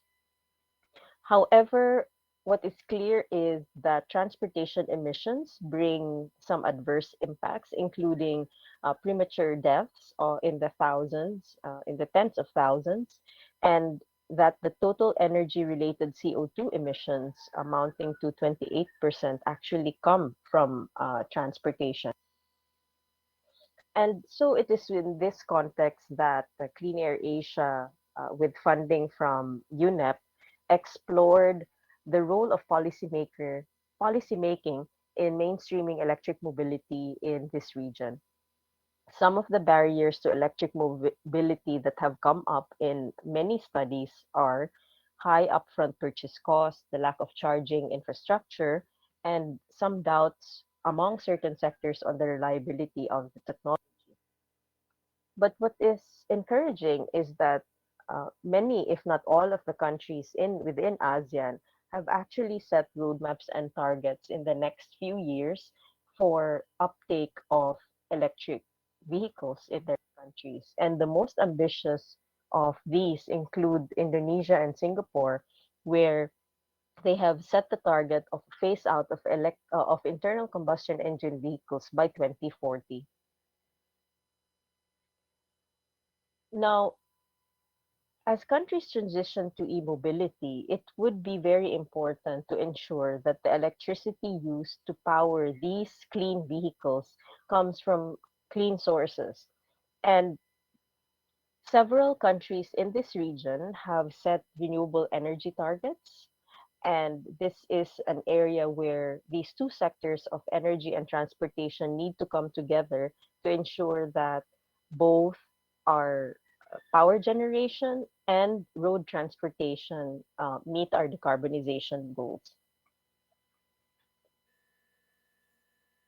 Among the fiscal incentives that are in place in these ASEAN countries, these include those which reduce import duties, provide income tax holidays, and also include zero excise taxes for local battery electric vehicle production.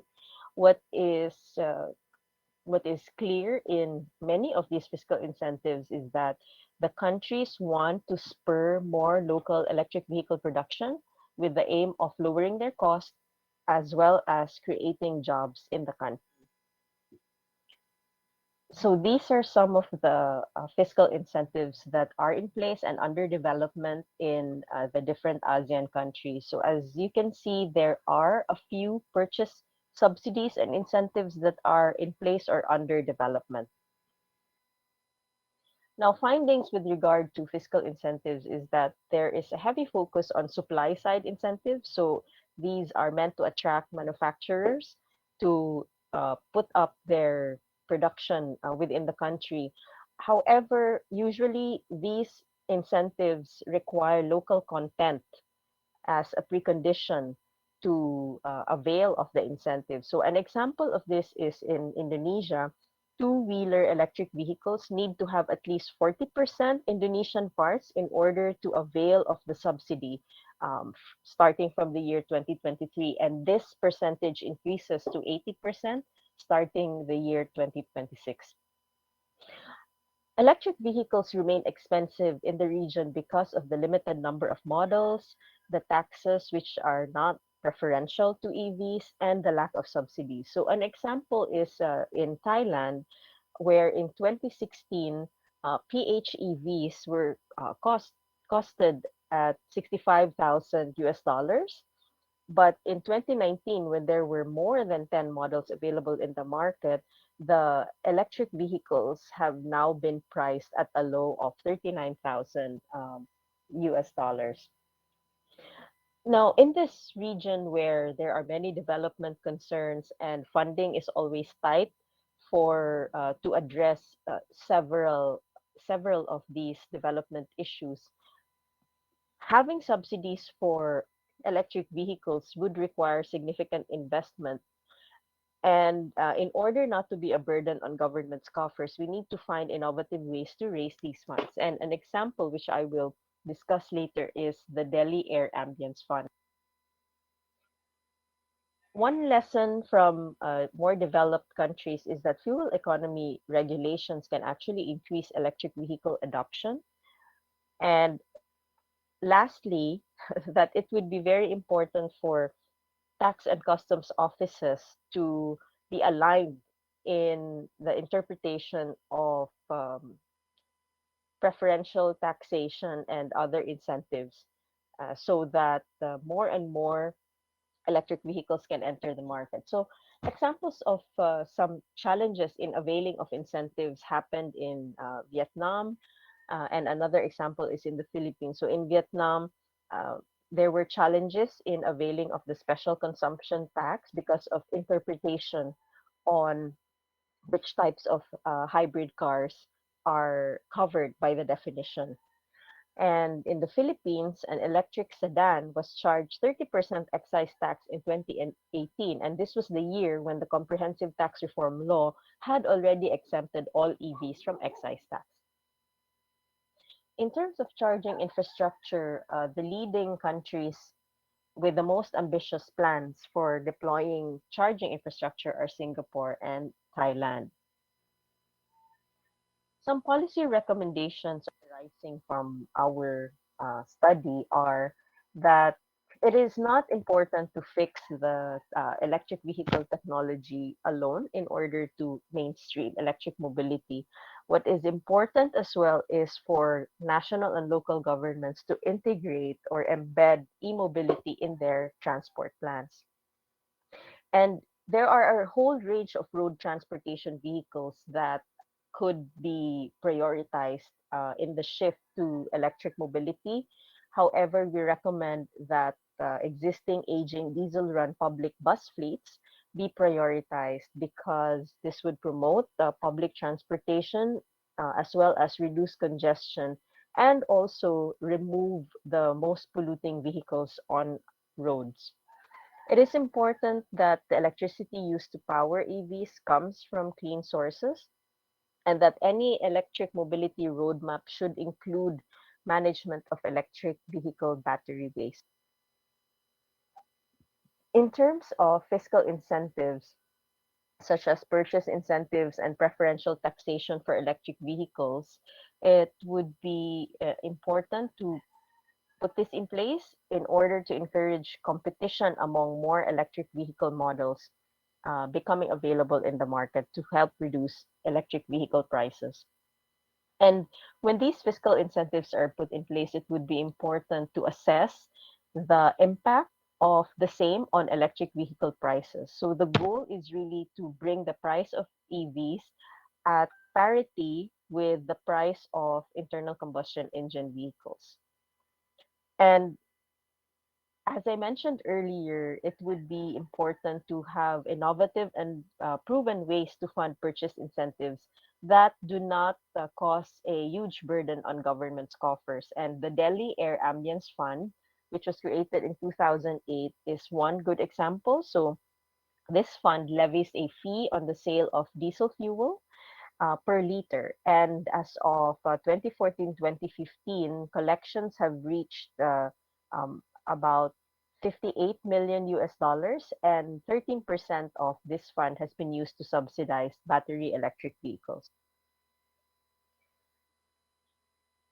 Other opportunities for policy making include attracting more electric vehicle buyers using non-fiscal incentives. So examples from the more developed countries that have worked successfully, such as in Norway, is providing EVs priority use of road space and including priority use of parking in the city. One of the things that need to be really sorted out by countries is developing the charging infrastructure, and there are many different aspects to this, including having a charging point master plan and regulations, formulating the charging power rates rules, and having standards for charging point installations, and then also establishing charging protocols. For electric two and three wheelers, it would be very advisable for Southeast Asian countries to harmonize standards in the region. This would then allow manufacturers to reach the ASEAN market, and if there's harmonized standards, certain laboratories could perform conformity testing and eliminate the need to repeat the same testing in numerous other countries. Participation of the electric vehicle industry in policy making is key and should be strongly encouraged within the region. Cooperation among ASEAN countries would be beneficial since the electric mobility industry is important to the economy, health, and the environment of Southeast Asian countries. And one possible cooperation mechanism could be having a working group on electric mobility as part of the ASEAN Land Transport Working Group. As we mentioned and reiterated several times in my presentation, is that it would be important to ensure clean, renewable energy sources and cleaner power sources for electricity generated for electric vehicles. And this was a topic that was explored by this publication of Clean Air Asia that's issued in November 2020. So we focused on the health impacts and environmental impacts of coal-fired power plants in the region.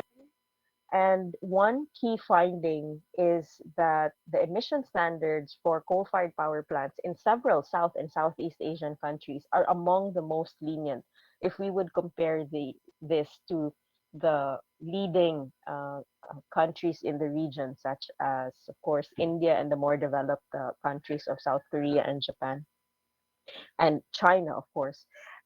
Apart from Indonesia, many of the countries have yet to upgrade or strengthen their emission standards in order to reduce emissions from these sources of pollution.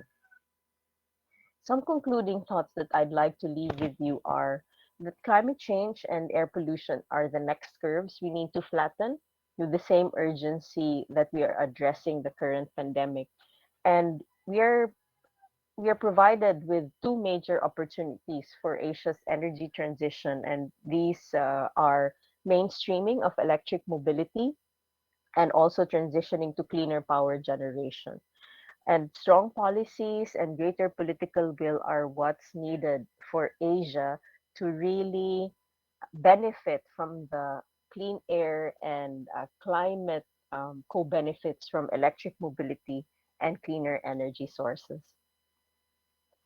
Thank you very much for your time. And if there are any questions, I request the organizers to please let me know so I can respond to them by email in the next few days. Thank you.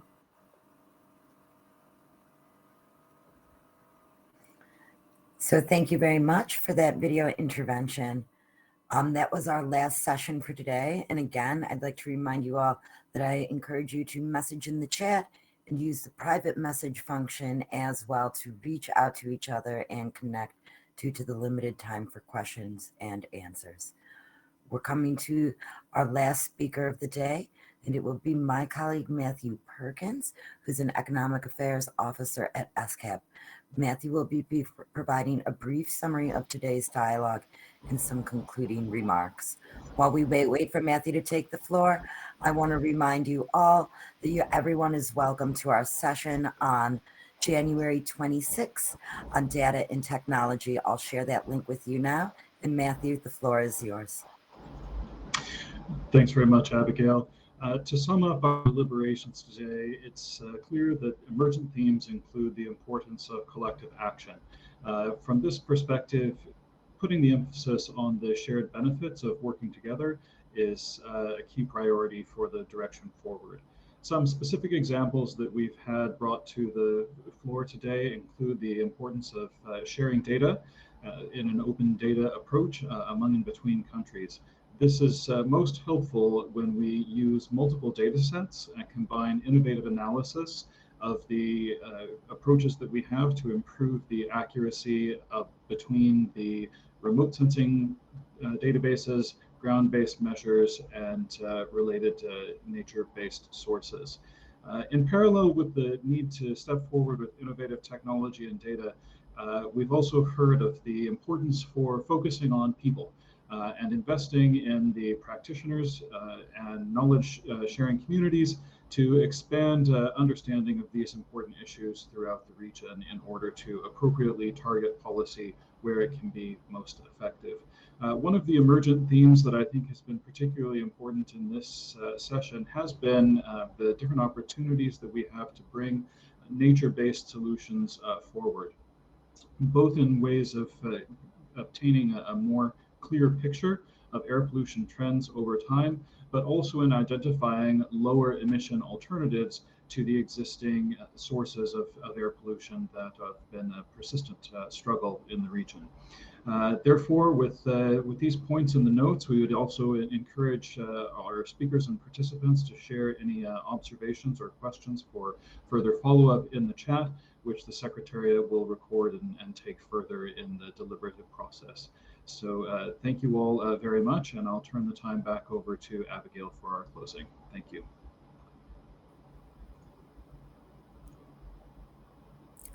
Thank you so much, Matthew. Thank you to all of our presenters, our speakers, our government officials who joined us today. We will be following up with you all. Do not hesitate to reach out to us with comments or questions or to be connected to anybody involved in today's discussion.